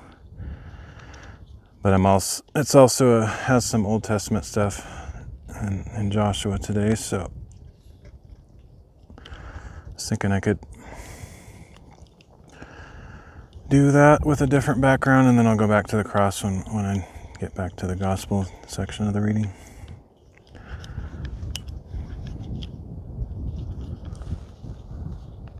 I wasn't planning to do like a bunch of reading today necessarily. I just thought I would do as much as I could until it started storming.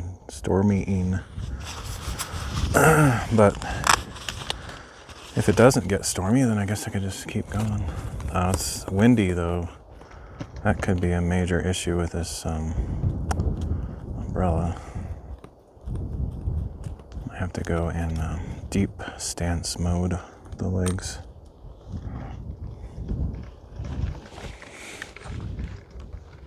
It'll be a little bit jiggly on the footage, I'm sure.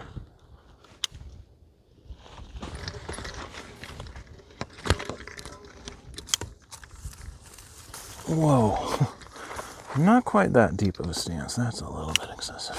Okay, there we go.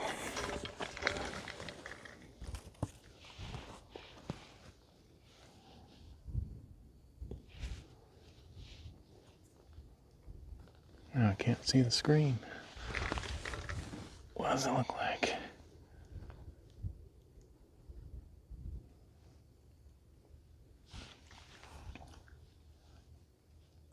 That'll work. Hopefully the wind doesn't blow it over.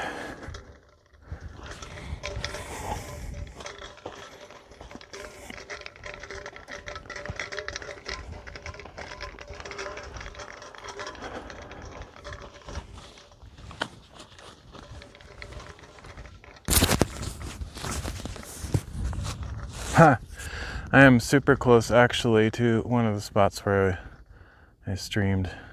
Yeah, I forgot about that. I did stream very close to here. Not exactly right here, but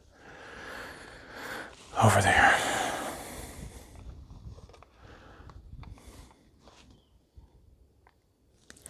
All right, let me mark this spot. Ugh.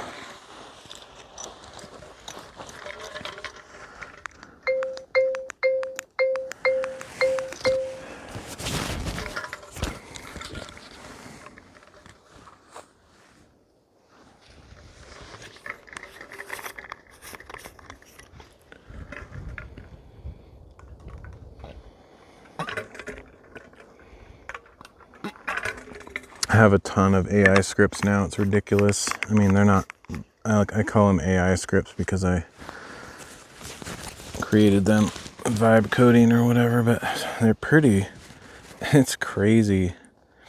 I claim this land in the name of Go Float. Oh, I can't even say it. Go Floatopia. It's so cheesy. It's probably the cheesiest thing I've heard in about 35, 40, 50 years. I can't remember how old I am. That's got to be on the top 10 list.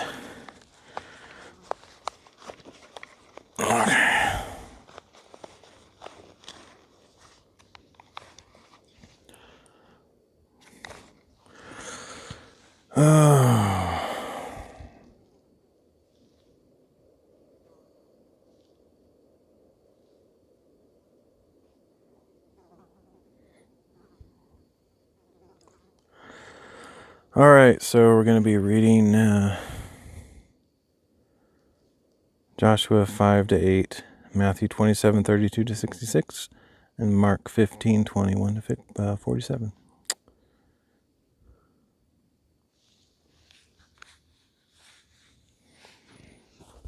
Oh man, it's hot.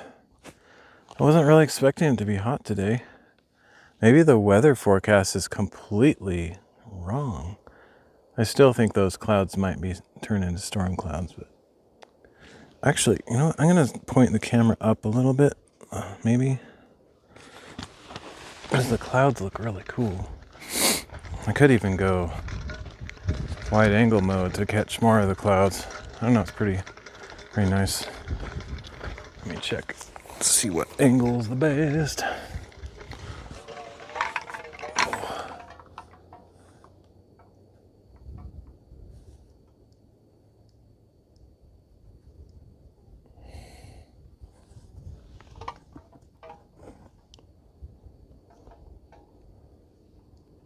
Oops.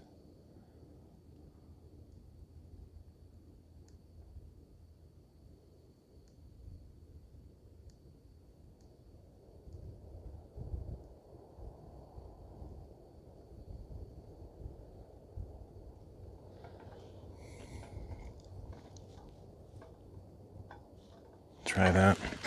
We'll try that.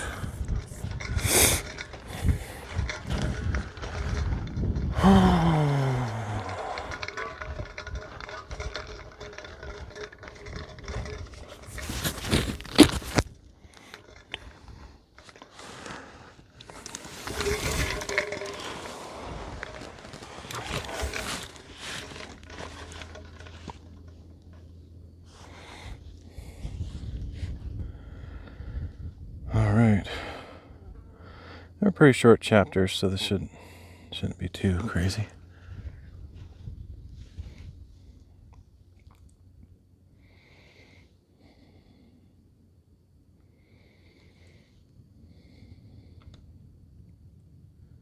Joshua chapter 5. Now when all the Amorite kings west of the Jordan and all the Canaanite kings along the coast heard how the Lord had dried up the waters of the Jordan before the Israelites until they had crossed over, their hearts melted and their spirits failed for fear of the Israelites. At that time the Lord said to Joshua, "Make flint knives and circumcise the sons of Israel once again." So Joshua made flint knives and circumcised the sons of Israel at Gibeath Haaraloth. Now this is why Joshua circumcised them. All those who came out of Egypt, all the men of war, had died on the journey in the wilderness after they had left Egypt. Though all who had come out were circumcised, none of those born in the wilderness on the journey from Egypt had been circumcised. For the Israelites had wandered in the wilderness 40 years, until all the nation's men of war who had come out of Egypt had died, since they did not obey the Lord. I'm going to read that over because that was weird. For the Israelites had wandered in the wilderness 40 years, until all the nation's men of war who had come out of Egypt had died, since they did not obey the Lord. So the Lord vowed never to let them see the land he had sworn to their fathers to give us, a land flowing with milk and honey. And Joshua raised up their sons in their place, and these were the ones he circumcised. Until this time they were still uncircumcised, since they had not been circumcised along the way. And after all the nation had been circumcised, they stayed there in the camp until they were healed. Then the Lord said to Joshua, "Today I have rolled away the reproach of Egypt from you." So that place has been called Gilgal to this day. On the evening of the 14th day of the month, while the Israelites were camped at Gilgal on the plains of Jericho, they kept the Passover. Now it's really windy.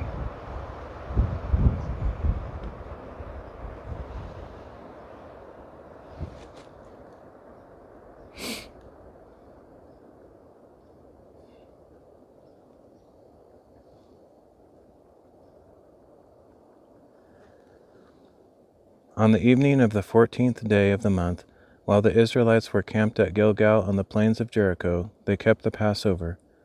The day after the Passover, on that very day, they ate unleavened bread and roasted grain from the produce of the land.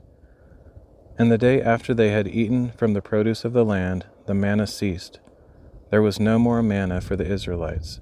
So that year they began to eat the crops of the land of Canaan. Now when Joshua was near Jericho, he looked up and saw a man standing in front of him with a drawn sword in his Now when Joshua was near Jericho, he looked up and saw a man standing in front of him with a drawn sword in his hand. Joshua approached him and asked, "Are you for us or for our enemies?" "Neither," he replied. "I have now come as commander of the Lord's army." Then Joshua fell face down in reverence and asked him, What does my Lord have to say to his servant?" The commander of the Lord's army replied, "Take off your sandals, for the place where you are standing is holy." And Joshua did so.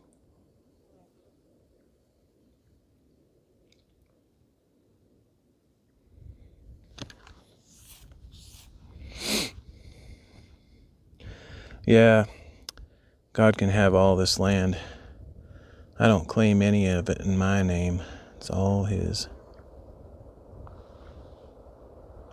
Yeah, I bet those clouds are getting closer. That's going to be the storm. So I have as long as it takes for those clouds to get here a bit.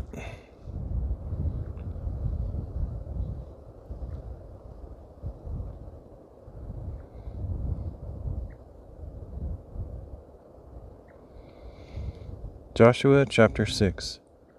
Now Jericho was tightly shut up because of the Israelites. No one went out and no one came in. And the Lord said to Joshua, "Behold, I have delivered Jericho into your hand, along with its king and its mighty men of valor. March around the city with all the men of war, circling the city one time. Do this for 6 days. Have 7 priests carry 7 ram's horns in front of the ark.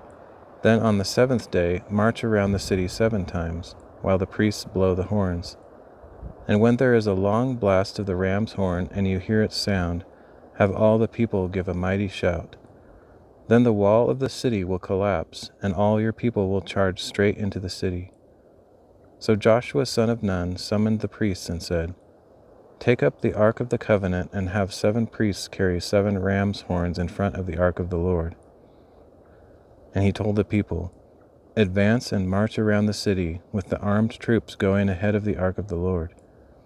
After Joshua had spoken to the people, 7 priests carrying 7 ram's horns before the Lord advanced and blew the horns, and the ark of the covenant of the Lord followed them. While the horns continued to sound, the armed troops marched ahead of the priests who blew the horns, and the rear guard followed the ark. But Joshua had commanded the people, "Do not give a battle cry or let your voice be heard. Do not let one word come out of your mouth until the day I tell you to shout. Then you are to shout." So he had the ark of the Lord carried around the city, circling it once. And the people returned to the camp and spent the night there. Joshua got up early the next morning, and the priests took the ark of the Lord. And the 7 priests carrying 7 ram's horns kept marching ahead of the ark of the Lord and blowing the horns. The armed troops went in front of them, and the rear guard followed the ark of the Lord, while the horns kept sounding. So on the 2nd day they marched around the city once and returned to the camp. They did this for 6 days. Then on the 7th day they got up at dawn and marched around the city 7 times in the same manner. That was the only day they circled the city 7 times. After the 7th time around, the priests blew the horns, and Joshua commanded the people, "Shout, for the Lord has given you the city." Now the city and everything in it must be devoted to the Lord for destruction. Only Rahab the prostitute and all those with her in her house will live, because she hid the spies we sent. But keep away from the things devoted to destruction, lest you yourself be set apart for destruction. If you take any of these, you will set apart the camp of Israel for destruction and bring disaster upon it. For all the silver and gold and all the articles of bronze and iron are holy to the Lord. They must go into his treasury. So when the ram's horns sounded, the people shouted. When they heard the blast of the horn, the people gave a great shout, and the wall collapsed. Then all the people charged straight into the city and captured it. At the edge of the sword they devoted to destruction everything in the city, man and woman, young and old, oxen, sheep, and donkeys. Meanwhile Joshua told the 2 men who had spied out the land, "Go into the house of the prostitute and bring out the woman and all who were with her, just as you promised her." So the young spies went in and brought out Rahab, her father and mother and brothers, and all who belonged to her. They brought out her whole family and settled them outside the camp of Israel. Then the Israelites burned up the city and everything in it. However, they put the silver and gold and articles of bronze and iron into the treasury of the Lord's house. And Joshua spared Rahab the prostitute with her father's household and all who were And Joshua spared Rahab the prostitute with her father's household and all who belonged to her, because she hid the men Joshua had sent to spy out Jericho. So she has lived among the Israelites to this day. At that time Joshua invoked this solemn oath, "Cursed before the Lord is the man who rises up and rebuilds this city, Jericho. At the cost of his firstborn he will lay its foundations. At the cost of his youngest he will set up its gates." So the Lord was with Joshua, and his fame spread throughout the land.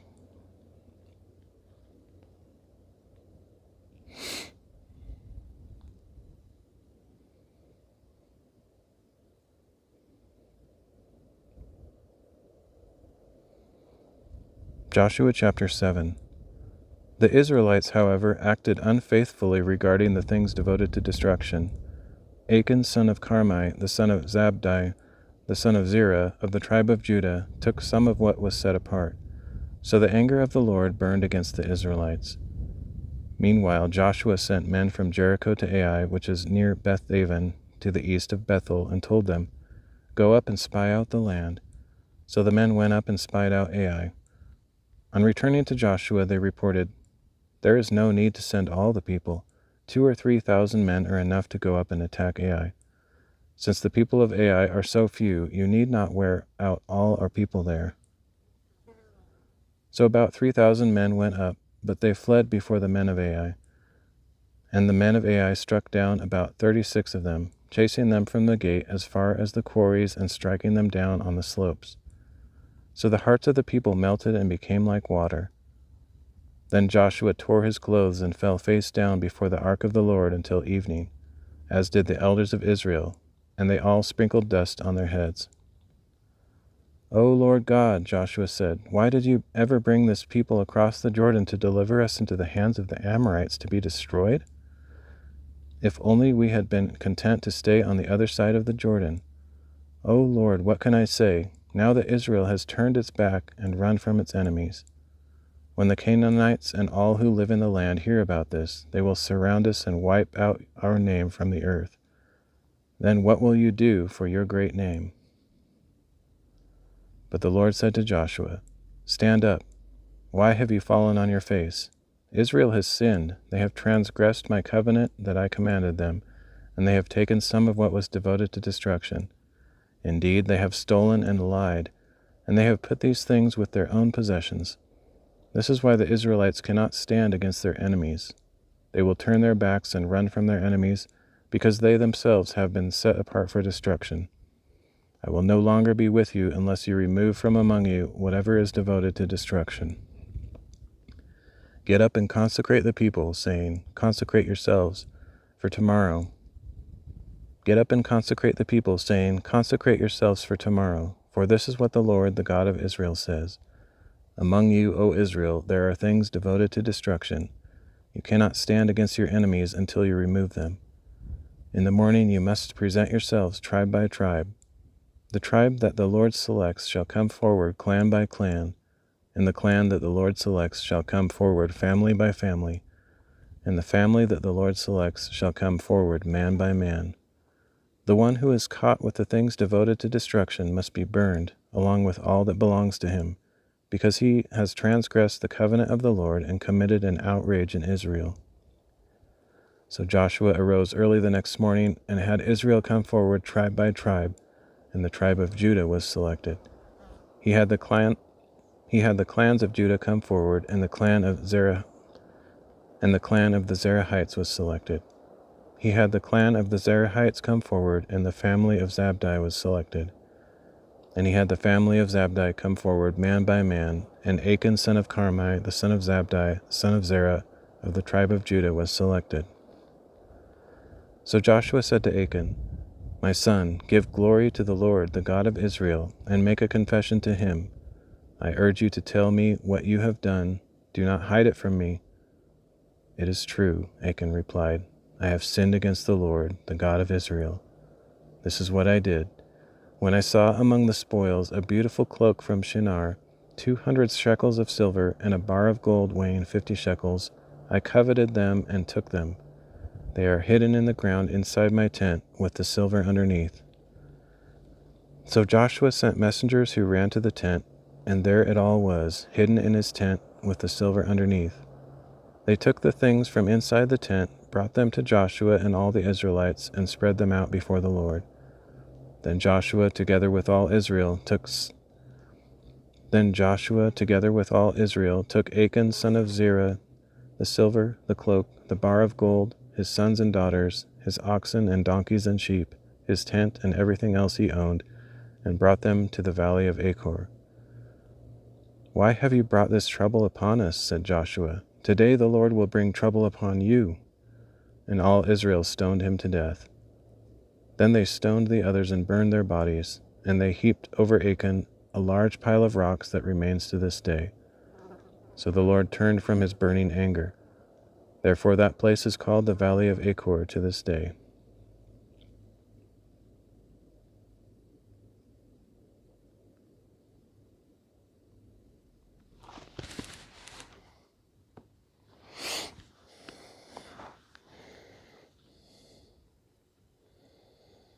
All right, one more Joshua chapter.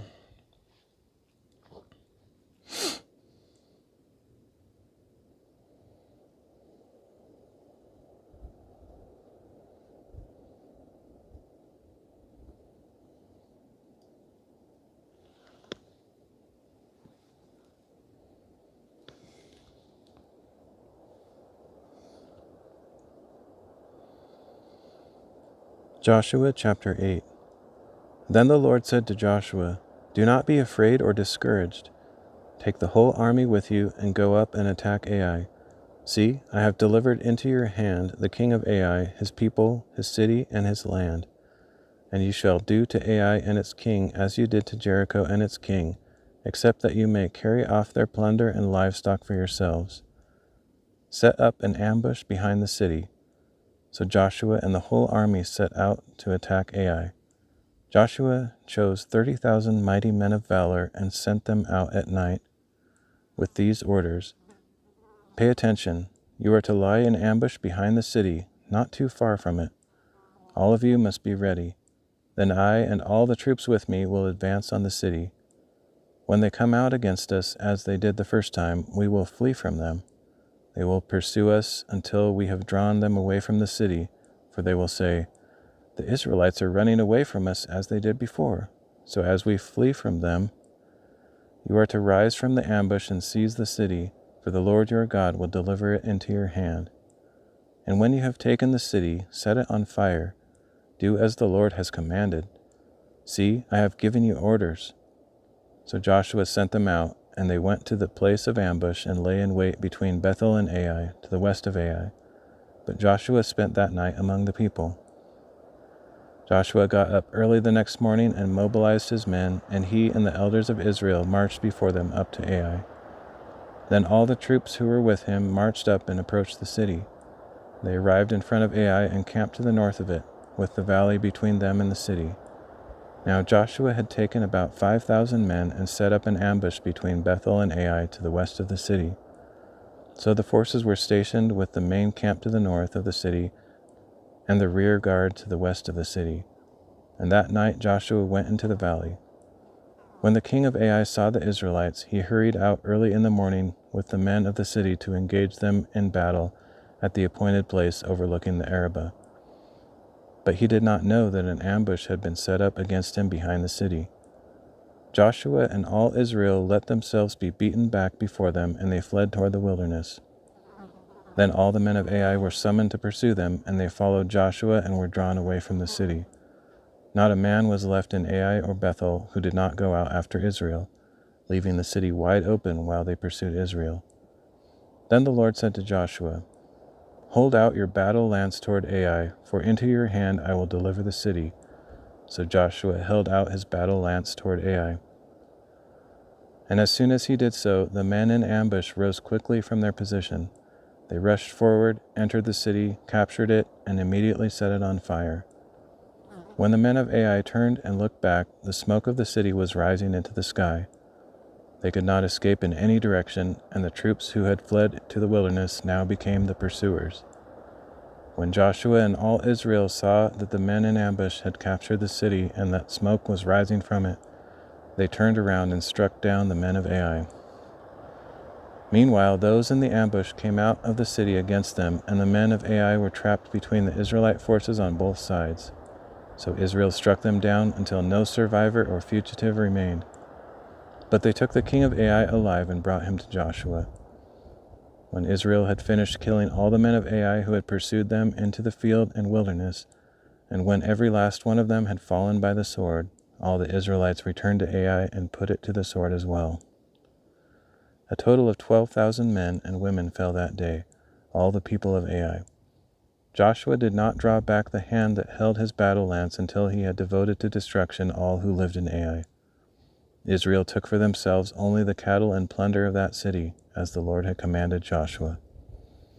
So Joshua burned Ai and made it a permanent heap of ruins, a desolation to this day.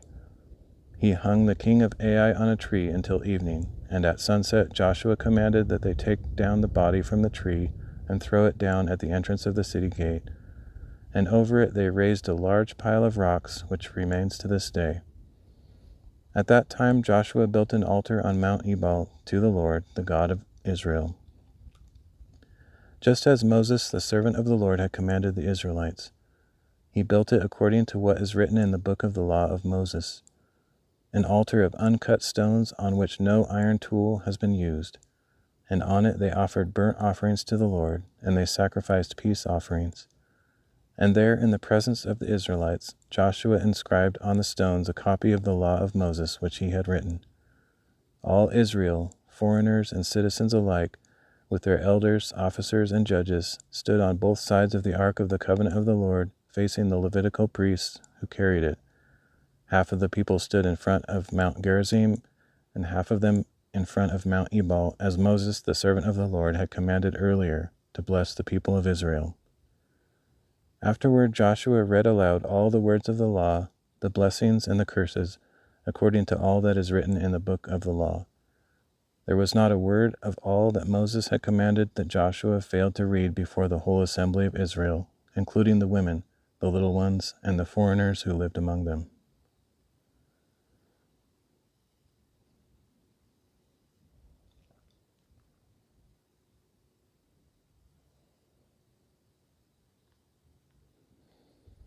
All right.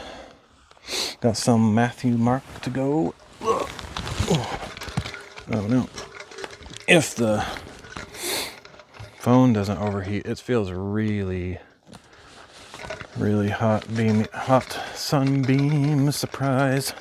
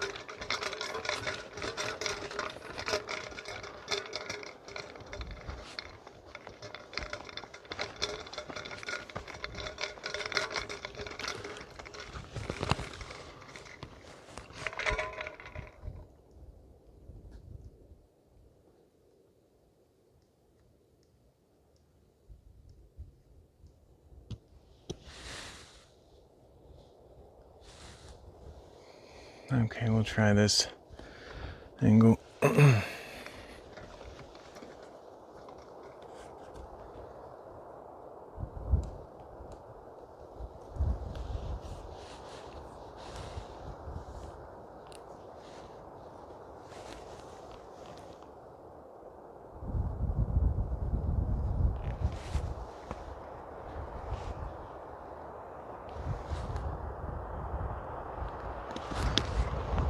Definitely those clouds are coming this way.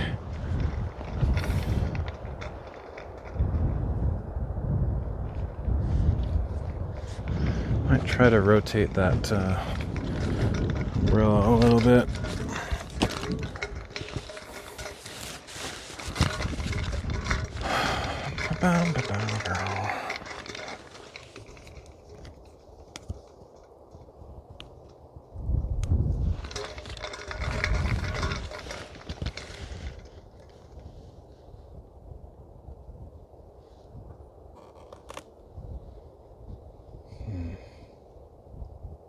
Hard to get it in a position that's not going to be covering the screen. Let's see.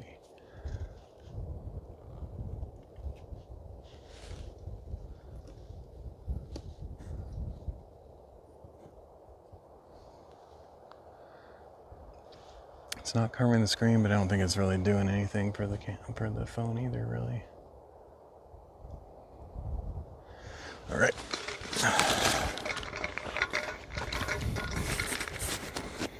It was a long live stream.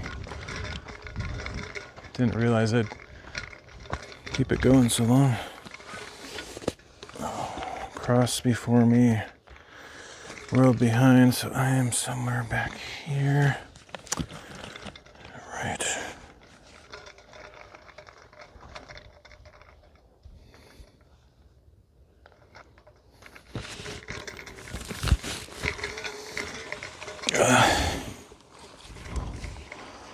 Last thing I want is to be in front of the cross. No way, man. May he increase and I ever decrease into nothingness. Alrighty. See if we can get this before my camera gets blown away with the wind. I'm sitting in a slightly different position perhaps. I'll just mark it again just for fun.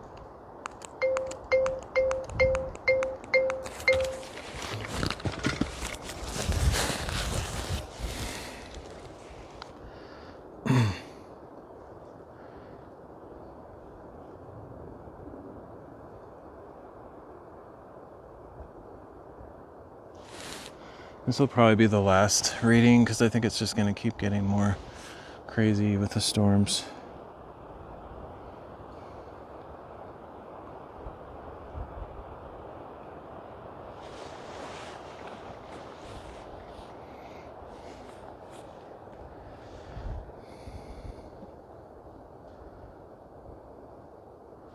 Matthew chapter 27, starting in verse 32. Along the way they found a man from Cyrene named Simon, and they forced him to carry the cross of Jesus. And when they came to a place called Golgotha, which means the place of the skull, they offered him wine to drink, mixed with gall, but after tasting it, he refused to drink it. When they had crucified him, they divided up his garments by casting lots, and sitting down, they kept watch over him there. Above his head they posted the written charge against him: "This is Jesus, the King of the Jews." 2 robbers were crucified with him, one on his right hand and the other on his left. And those who passed by heaped abuse on him, shaking their heads and saying, "You who are going to destroy the temple and rebuild it in 3 days, save yourself. If you are the Son of God, come down from the cross." In the same way, the chief priests, scribes, and elders mocked him, saying, "He saved others, but he cannot save himself. He is the King of Israel. Let him come down now from the cross, and we will believe in him. He trusts in God. Let God deliver him now if he wants him, for he said, 'I am the Son of God.'" In the same way, even the robbers who were crucified with him berated him. From the 6th hour until the 9th hour, darkness came over all the land. About the 9th hour, Jesus cried out in a loud voice, "Eli, Eli, lema sabachthani? Eli, Eli, lema sabachthani?" which means, my God, why have you forsaken me?" When some of those standing there heard this, they said, "He is calling Elijah." One of them quickly ran and brought a sponge. He filled it with sour wine, put it on a reed, and held it up for Jesus to drink.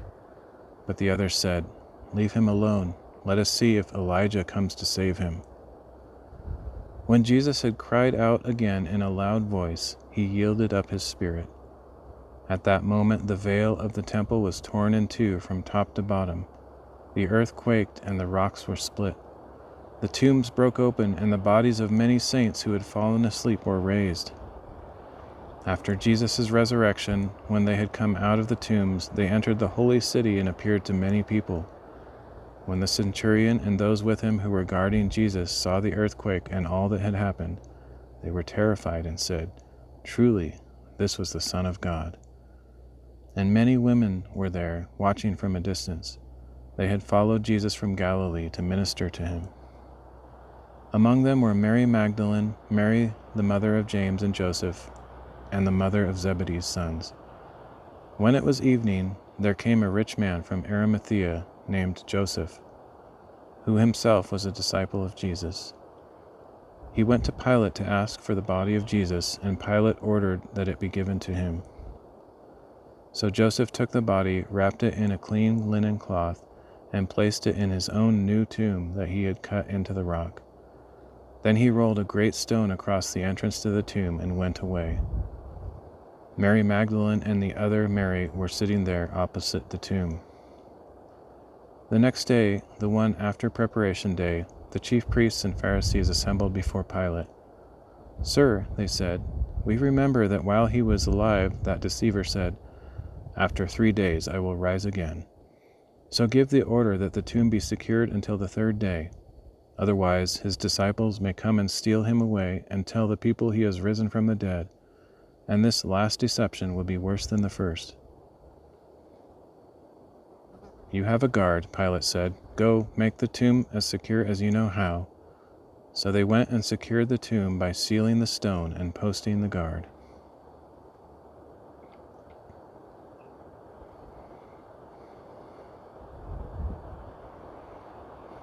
I'm not joking. This reading plan is awesome. I don't know how they made this all work, but it's cool.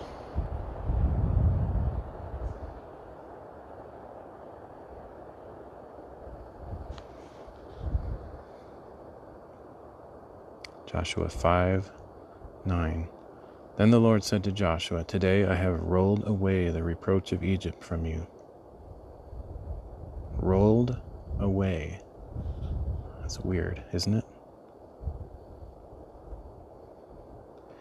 Just wait a few readings and we'll hear about something else rolling away. All right. Let's keep keep going here.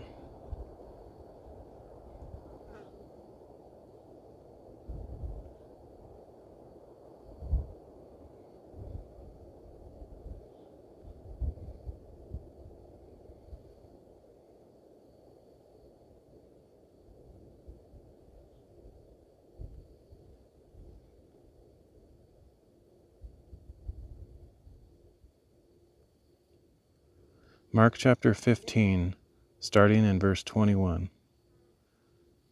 Now Simon of Cyrene, the father of Alexander and Rufus, was passing by on his way in from the country, and the soldiers forced him to carry the cross of Jesus.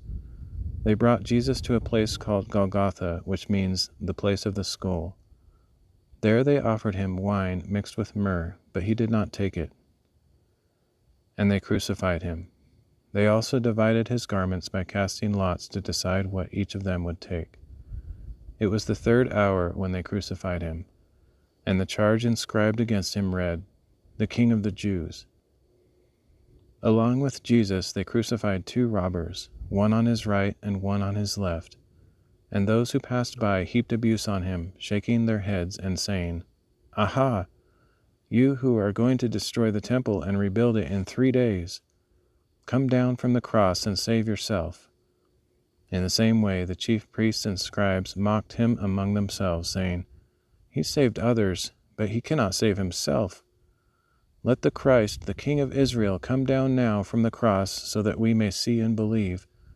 And even those who were crucified with him berated him. From the 6th hour until the 9th hour, darkness came over all the land. At the 9th hour, Jesus cried out in a loud voice, "Eloi, Eloi, lama sabachthani," which means, my God, why have you forsaken me?" When some of those standing nearby heard this, they said, "Behold, he is calling Elijah."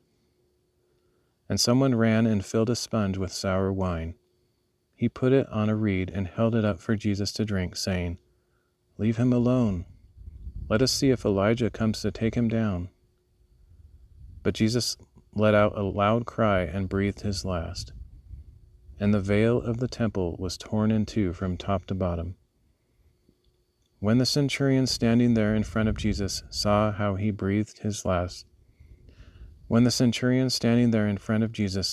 he had breathed his last, he said, "Truly this man was the Son of God." And there were also women watching from a distance. Among them were Mary Magdalene, Mary the mother of James the younger, and of Joseph, and Salome.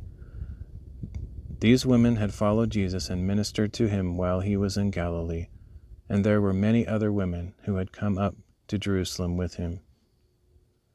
Now it was already evening, since it was preparation day, that is, the day before the Sabbath. Joseph of Arimathea, a prominent council member who himself was waiting for the kingdom of God, boldly went to Pilate to ask for the body of Jesus. Pilate was surprised to hear that Jesus was already dead, so he summoned the centurion to ask if this was so. When Pilate had confirmed it with the centurion, he granted the body to Joseph. So Joseph bought a linen cloth, took down the body of Jesus, wrapped it in the cloth, and placed it in a tomb that had been cut out of the rock. Then he rolled a stone against the entrance to the tomb. Mary Magdalene and Mary the mother of Joseph saw where his body was placed.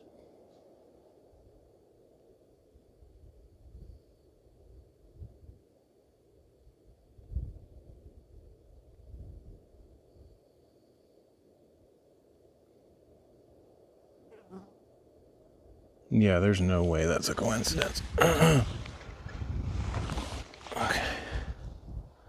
Well, I mean, it still looks like I have some time. I can definitely tell the weather is shifting, but it didn't come as early as they said it might. Still have a little bit of time. Let's see what the next reading is like.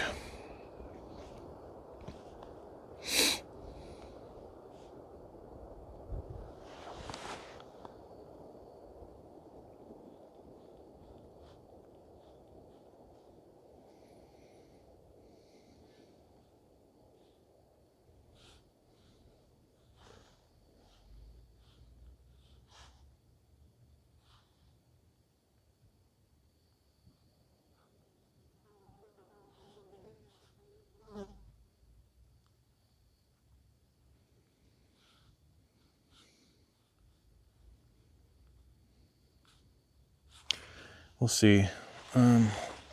Got another Joshua section here. I gotta find some other random place to stream.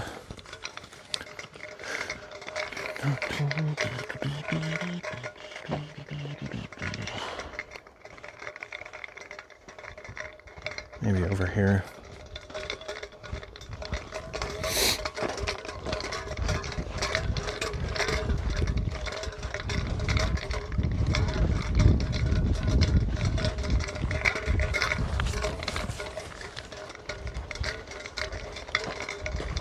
Good thing about this spot over here is that I might be able to get the camera or my phone in the shade, and then consequently I could take the umbrella off and it wouldn't vibrate around as much in the wind. Sequence of good events, I guess. Okay.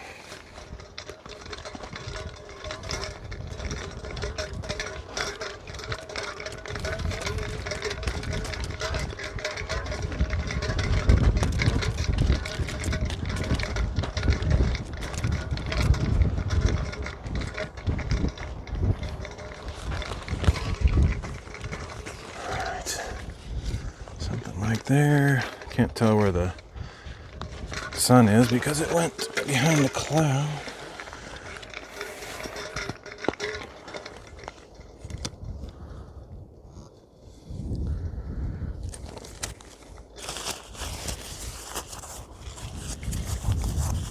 I'll just do that.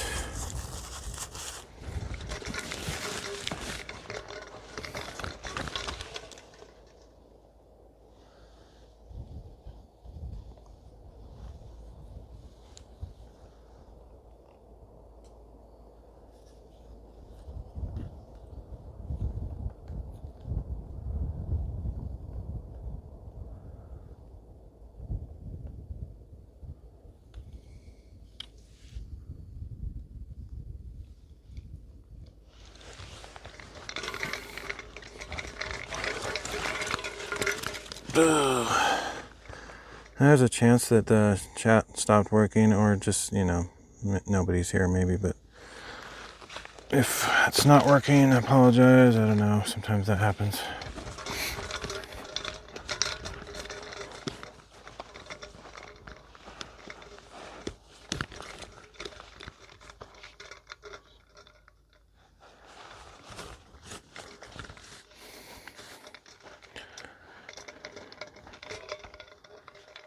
Oops, I don't know how long that's been open. I don't like this case, it doesn't snap closed very well. Okay, let's make sure this is working still.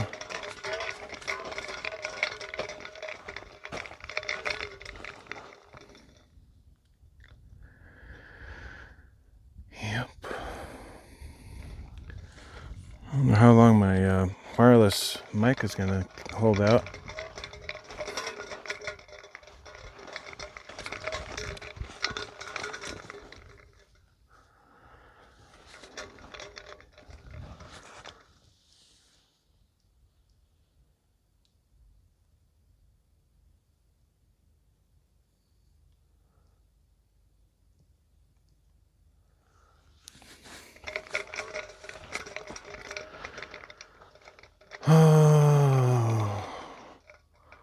Dave says, "Has tu un oscilloscope?" No, I don't even know what that is. Oscilloscope. Heard the word, but I can't think of what it is. But no, I don't believe I do, unless it's a very common household object that I happen to have in my pocket. But no. Okay, so I am going to do, well, at least the chat's working. That's good to know. I wasn't sure. Sometimes it just stops working for no apparent reason. I'm about to do another Bible reading. Some Joshua chapters. I'm trying to get through this reading because I'm up here by the cross, and I wanted to do the crucifixion stuff up here, so hopefully I can finish that. Oui, absolument. Sorry. Owie, oh, owie, owie. Absolutement. Okay.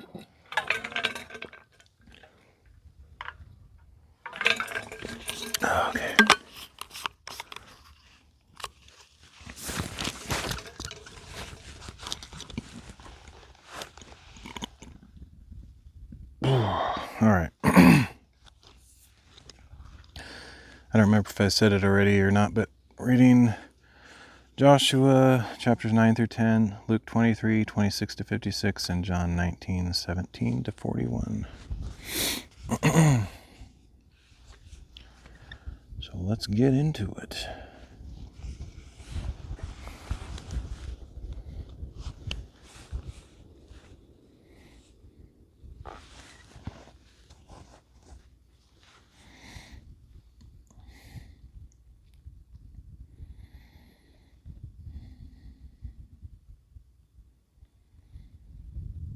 Joshua chapter 9. Now when news of this reached all the kings west of the Jordan, those in the hill country, the foothills, and all along the coast of the great sea toward Lebanon, the Hittites, Amorites, Canaanites, Perizzites, Hivites, and Jebusites, they came together to wage war against Joshua and Israel. But the people of Gibeon, having heard that But the people of Gibeon, having heard what Joshua had done to Jericho and Ai, acted deceptively and set out as envoys, carrying on their donkeys worn-out sacks and old wineskins, cracked and mended. They put worn, patched sandals on their feet and threadbare clothing on their bodies, and their whole supply of bread was dry and moldy. They went to Joshua in the camp at Gilgal and said to him and the men of Israel, "We have come from a distant land. Please make a treaty with us." But the men of Israel said to the Hivites, "Perhaps you dwell near us. How can we make a treaty with you?" "We are your servants," they said to Joshua. Then Joshua asked them, "Who are you, and where have you come from?"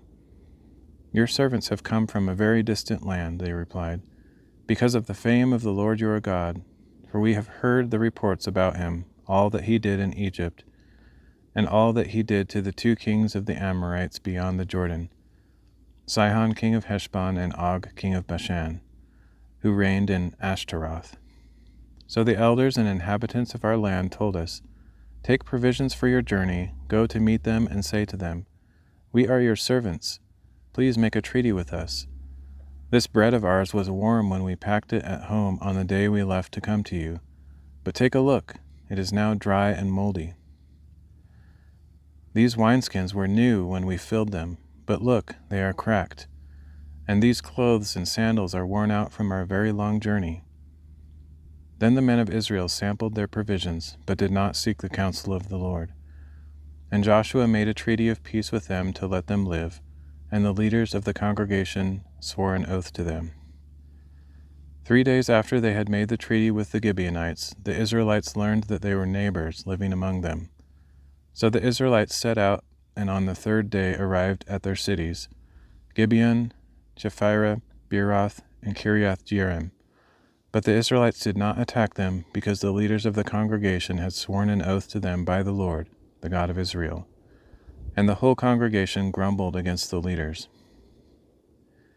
All the leaders answered, "We have sworn an oath to them by the Lord, the God of Israel, and now we cannot touch them. This is how we will treat them. We will let them live, so that no wrath will fall on us because of the oath we swore to them." They continued, "Let them live, but let them be woodcutters and water carriers for the whole congregation." So the leaders kept their promise. Then Joshua summoned the Gibeonites and said, "Why did you deceive us by telling us you live far away from us, when in fact you live among us? Now therefore you are under a curse, and will perpetually serve as woodcutters and water carriers for the house of my God." The Gibeonites answered, "Your servants were told clearly that the Lord your God had commanded his servant Moses to give you all the land and wipe out all its inhabitants before you. So we greatly feared for our lives because of you, and that is why we have done this. Now we are in your hands. Do to us whatever seems good and right to you." So Joshua did this and delivered them from the hands of the Israelites, and they did not kill the Gibeonites. On that day he made them woodcutters and water carriers, as they are to this day, for the congregation of the Lord, and for the altar at the place he would choose.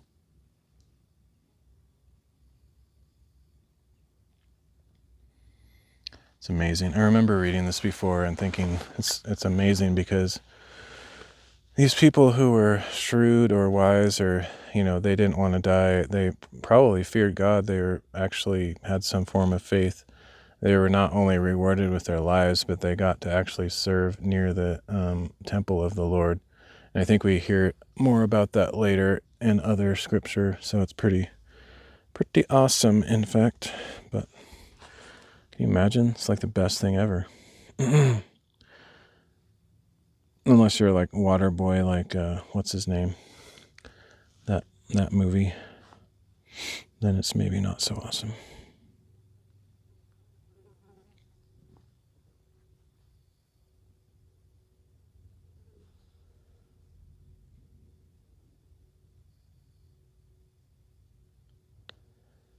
Joshua chapter 10. Now Adonai-Zedek, king of Jerusalem, heard that Joshua had captured Ai and devoted it to destruction, doing to Ai and its king as he had done to Jericho and its king, and that the people of Gibeon had made peace with Israel and were living near them. So Adonai-Zedek and his people were greatly alarmed, because Gibeon was a great city, like one of the royal cities. It was larger than Ai, and all its men were mighty. Therefore Adonai-Zedek, king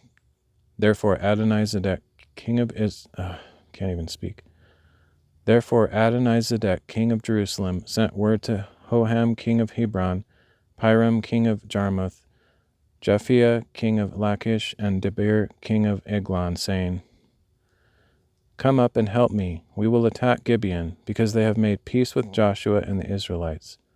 So the 5 kings of the Amorites, the kings of Jerusalem, Hebron, Jarmuth, Lachish, and Eglon, joined forces and advanced with all their armies. They camped before Gibeon and made war against it.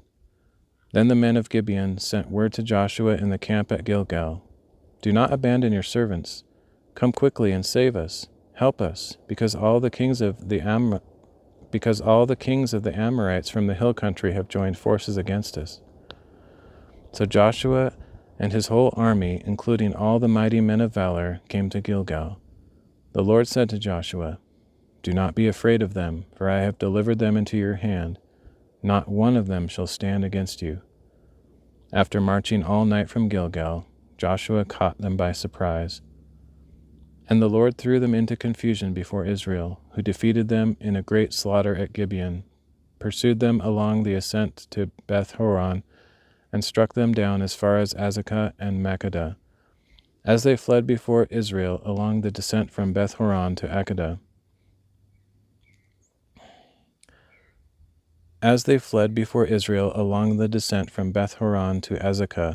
the Lord cast down on them large hailstones from the sky, and more of them were killed by the hailstones than by the swords of the Israelites.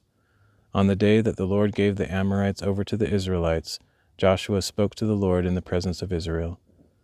O sun, stand still over Gibeon. O moon, over the valley of Aijalon. So the sun stood still and the moon stopped until the nation took vengeance upon its enemies. Is this not written in the book of Jashar? So the sun stopped in the middle of the sky and delayed going down about a full day. There has been no day like it before or since, when the Lord listened to the voice of a man, because the Lord fought for Israel. Then Joshua returned with all Israel to the camp at Gilgal.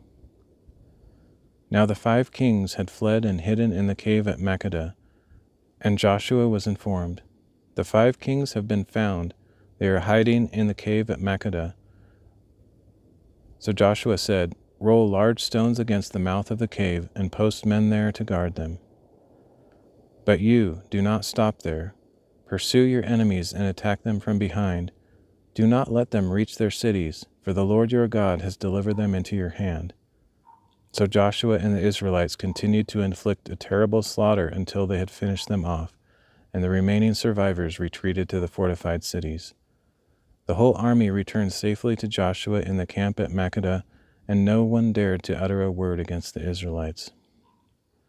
Then Joshua said, "Open the mouth of the cave and bring those 5 kings out to me." So they brought the 5 kings out of the cave, the kings of Jerusalem, Hebron, Jarmuth, Lachish, and Eglon.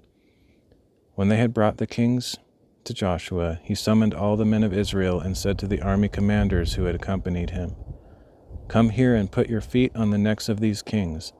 So the commanders came forward and put their feet on their necks. "Do not be afraid or discouraged," Joshua said.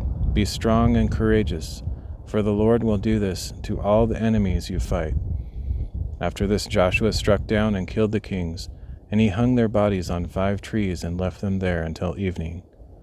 At sunset, Joshua ordered that they be taken down from the trees and thrown into the cave in which they had hidden. Then large stones were placed against the mouth of the cave, and the stones are there to this day. On that day, Joshua captured Makkedah and put it to the sword, along with its king. He devoted to destruction everyone in the city, leaving no survivors. So he did to the king of Makkedah as he had done to the king of Jericho.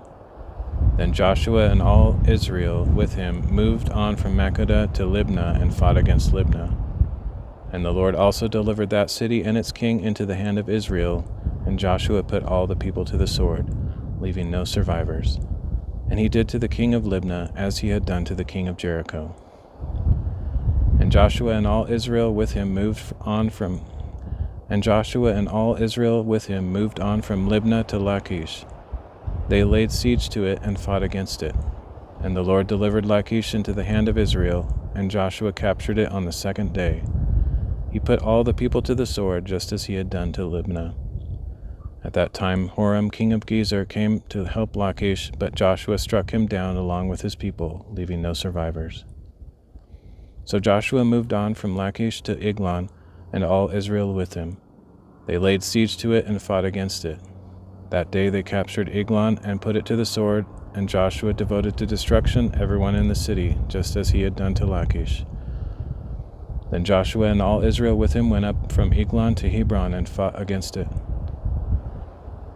They captured it and put to the sword its king, all its villages, and all the people. Joshua left no survivors, just as he had done at Eglon. He devoted to destruction Hebron and everything in it. Finally, Joshua and all Israel with him turned toward Debir and fought against it. And they captured Debir, its king, and all its villages. They put them to the sword and devoted to destruction everyone in the city, leaving no survivors. Joshua did to Debir and its king as he had done to Hebron, and as he had done to Libnah and its king. So Joshua conquered the whole region, the hill country, the Negev, the foothills, and the slopes, together with all their kings, leaving no survivors. He devoted to destruction everything that breathed, just as the Lord, the God of Israel, had commanded. Joshua conquered the area from Kadesh Barnea to Gaza, and the whole region of Goshen as far as Gibeon. And because the Lord, the God of Israel, fought for Israel, Joshua captured all these kings and their land in one campaign. Then Joshua returned with all Israel to the camp at Gilgal.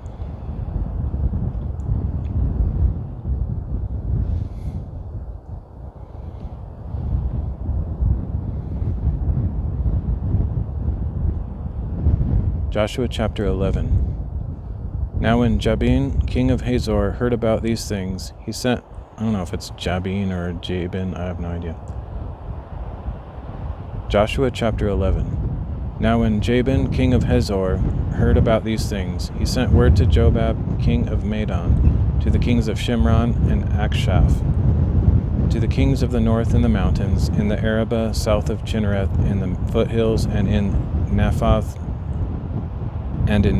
Dor to the west, to the Canaanites in the east and west, to the Amorites, Hittites, Perizzites, and Jebusites in the hill country, and to the Hivites at the foot of Hermon in the land of Mizpah. So these kings came out with all their armies, a multitude as numerous as the sand on the seashore, along with a great number of horses and chariots. All these kings joined forces and encamped at the waters of Merom to fight against Israel. Then the Lord said to Joshua, "Do not be afraid of them, For by this time tomorrow I will deliver all of them slain before Israel. You are to hamstring their horses and burn up their chariots." So by the waters of Merom, Joshua and his whole army came upon them suddenly and attacked them. And the Lord delivered them into the hand of Israel, who struck them down and pursued them all the way to Greater Sidon and Mizraphoth-Maim, and eastward as far as the valley of Mizpeh. They struck them down, leaving no survivors. Joshua treated them as the Lord had told him. He hamstrung their horses and burned up their chariots. At that time Joshua turned back and captured Hazor and put its king to the sword, because Hazor was formerly the head of all these kingdoms. The Israelites put everyone in Hazor to the sword, devoting them to destruction. Nothing that breathed remained, and Joshua burned down Hazor itself. Joshua captured all these kings and their cities and put them to the sword. He devoted them to destruction, as Moses the Lord's servant had commanded. Yet Israel did not burn any of the cities built on their mounds except Hazor, which Joshua burned. The Israelites took for themselves all the plunder and livestock of these cities, but they put all the people to the sword until they had completely destroyed them, not sparing anyone who breathed. As the Lord had commanded his servant Moses, so Moses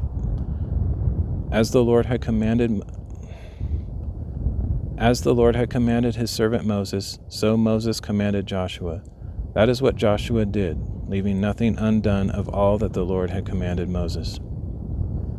So Joshua took this entire region, the hill country, all the Negev, all the land of Goshen, the western foothills, the Arabah, the mountains of Israel and their foothills, from Mount Halak, which rises toward Seir, as far as Baal Gad in the valley of Lebanon at the foot of Mount Hermon. He captured all their kings and struck them down, putting them to death. Joshua waged war against all these kings for a long period of time. No city made peace with the Israelites except the Hivites living in Gibeon. All others were taken in battle. For it was of the Lord to harden their hearts to engage Israel in battle, so that they would be set apart for destruction and would receive no mercy, being annihilated as the Lord had commanded Moses. At that time Joshua proceeded to eliminate the Anakim from the hill country of Hebron, Debir, and Anab, and from all the hill country of Judah and of Israel. Joshua devoted them to destruction along with their cities. No Anakim were left in the land of the Israelites. Only in Gaza, Gath, and Ashdod did any survive. So Joshua took the entire land in keeping with all that the Lord had spoken to Moses. And Joshua gave it as an inheritance to Israel according to the allotments for And Joshua gave it as an inheritance to Israel according to the allotment And Joshua gave it as an inheritance to Israel according to the allotments to their tribes. Then the land had rest from war.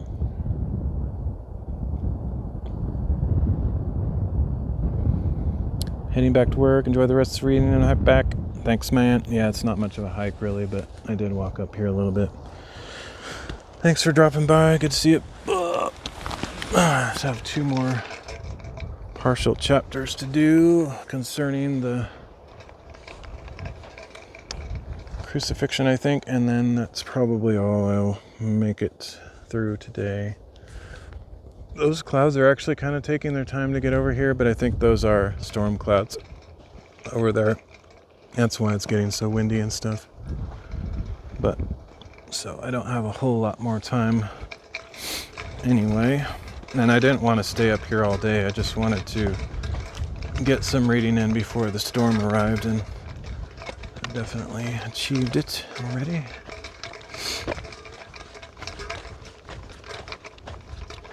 Do a slightly different angle each time I come over here, I guess.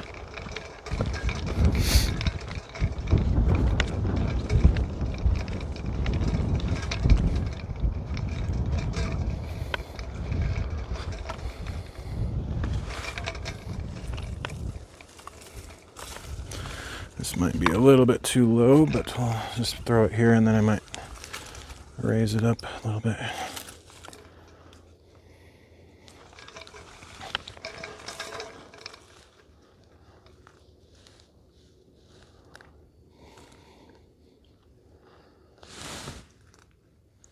Whoops.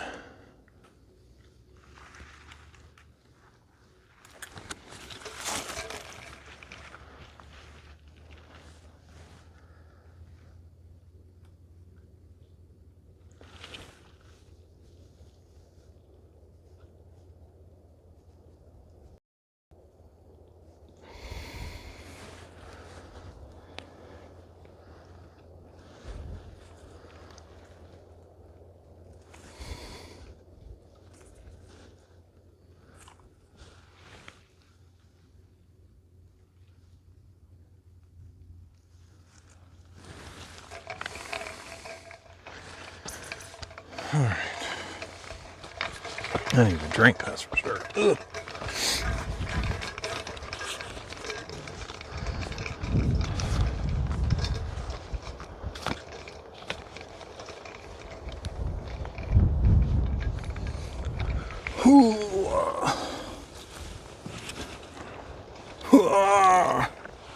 Okay.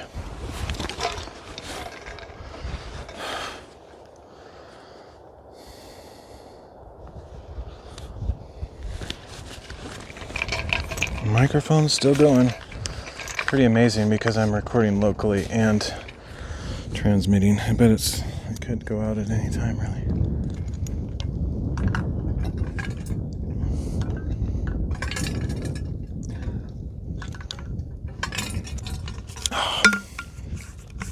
There's gonna be lots of reading spots up here. Excuse me, on the map.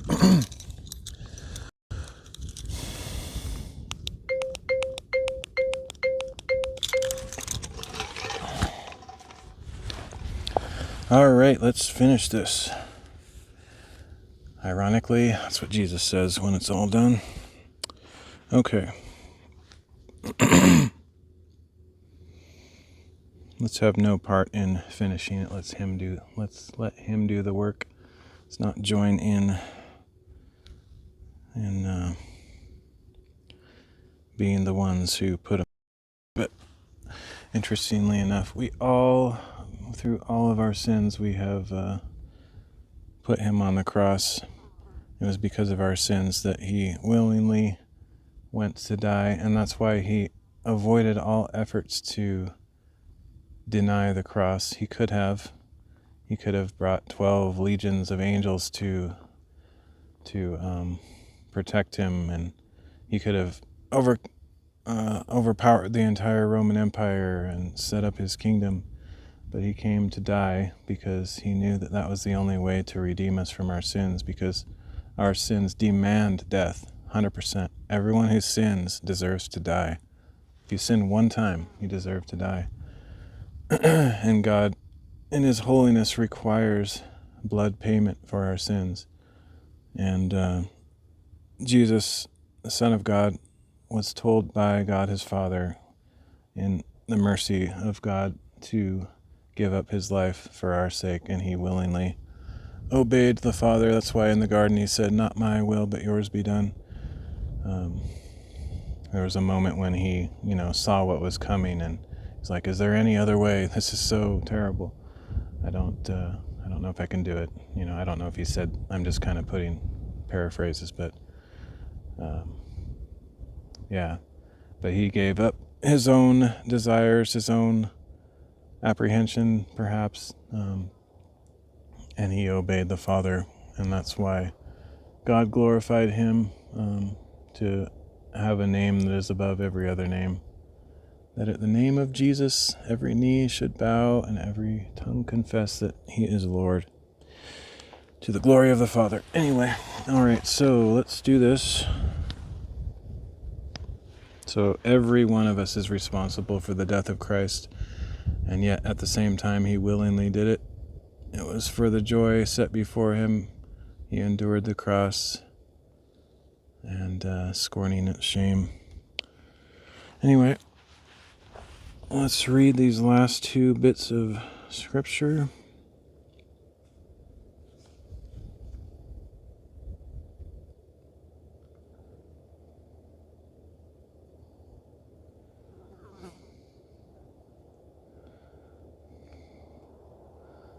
Luke chapter 23, starting in verse 26.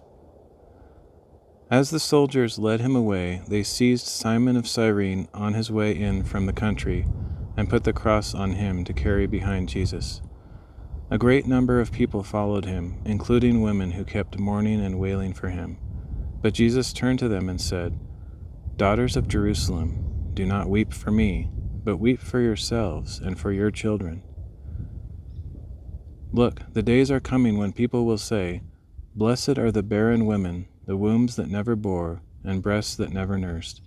At that time they will say to the mountains, 'Fall on us,' and to the hills, 'Cover us.' For if men do these things while the tree is green, what will happen when it is dry?"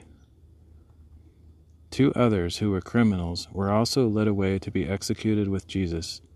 When they came to the place called the Skull, they crucified him there, along with the criminals, one on his right and the other on his left. Then Jesus said, "Father, forgive them, for they do not know what they are doing." And they divided up his garments by casting lots. The people stood watching, and the rulers sneered at him, saying, "He saved others.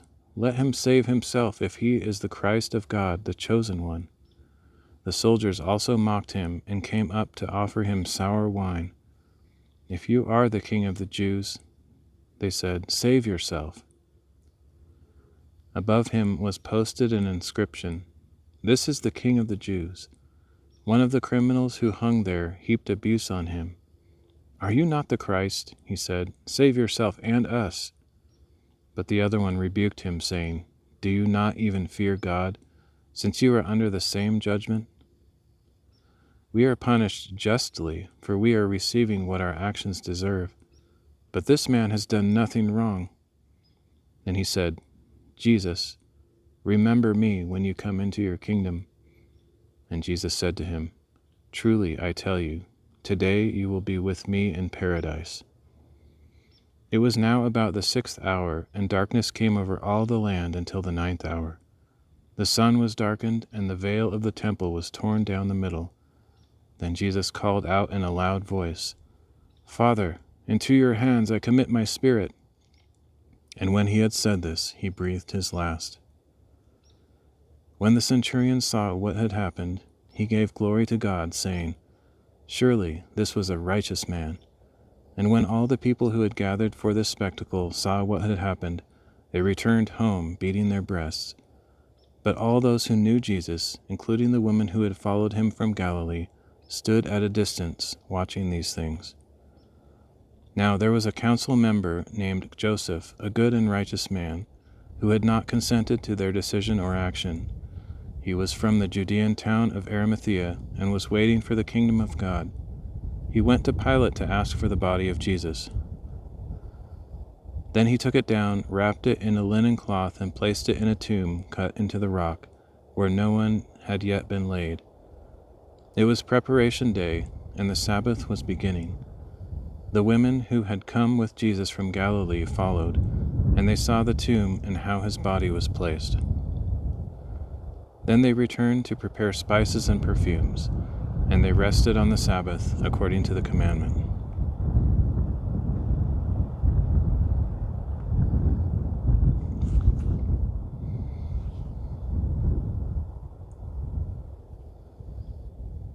John chapter 19, starting in verse 17. Carrying his own cross, he went out to the place of the skull, which in Hebrew is called Golgotha. There they crucified him, and with him 2 others, one on each side, with Jesus in the middle. Pilate also had a notice posted on the cross. It read, "Jesus of Nazareth, the King of the Jews." Many of the Jews read this sign because the place where Jesus was crucified was near the city, and it was written in Hebrew, Latin, and Greek. So the chief priests of the Jews said to Pilate, "Do not write the King of the Jews, but only that he said, 'I am the King of the Jews.'" Pilate answered, "What I have written, I have written." When the soldiers had crucified Jesus, they divided his garments into 4 parts, one for each soldier, with the tunic remaining. It was seamless, woven in one piece from top to bottom. So they said to one another, "Let us not tear it. Instead, let us cast lots to see who will get it." This was to fulfill the scripture, "They divided my garments among them, and cast lots for my clothing." So that is what the soldiers did. Near the cross of Jesus stood his mother and her sister, as well as Mary, the wife of Cleopas. Near the cross of Jesus stood his mother and her sister, as well as Mary, the wife of Clopas, and Mary Magdalene. When Jesus saw his mother and the disciple whom he loved standing nearby, he said to his mother, "Woman, here is your son." And he said to the disciple, "Here is your mother." So from that hour this disciple took her into his home. After this, knowing that everything had now been accomplished, and to fulfill the scripture, Jesus said, "I am thirsty." A jar of sour wine was sitting there, so they soaked a sponge in the wine, put it on a stalk of hyssop, and lifted it to his mouth. When Jesus had received the sour wine, he said, "It is finished." And bowing his head, he yielded up his spirit. It was the day of preparation, and the next day was a high Sabbath.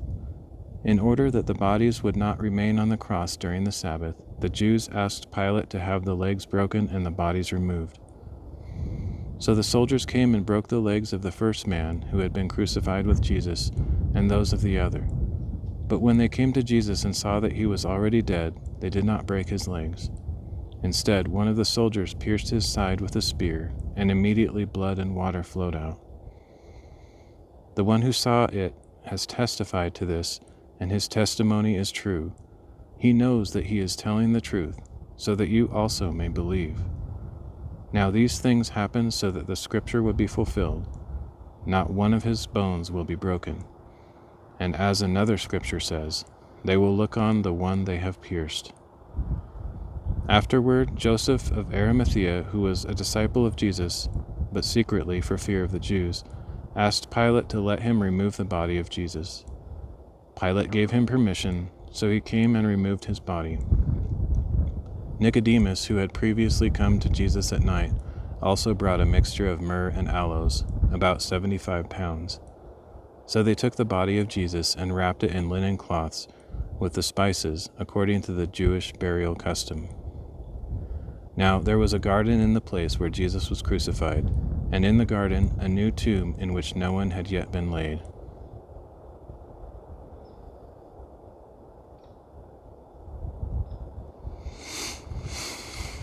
All right, finished. It is finished. Oh. I think that's all 4 gospel accounts of the crucifixion, so I think I'm done up here. We still have stuff related to the aftermath and then the resurrection. But I mainly just wanted to be up here for that stuff, so I'm glad I was able to make that happen today. Seemed like a good day for it. I don't know. I think all of this is really meant to happen. I know I repeat that a lot, but this whole reading is amazing. This reading plan is just crazy. There's like 4 references to rolling things away today, and we're just about to talk about the stone that was rolled away. Anyway, pretty cool stuff. I'm gonna head out though. Need to get back home, get some food, and then maybe I'll try to work on the shop a little bit today. But thanks for joining me.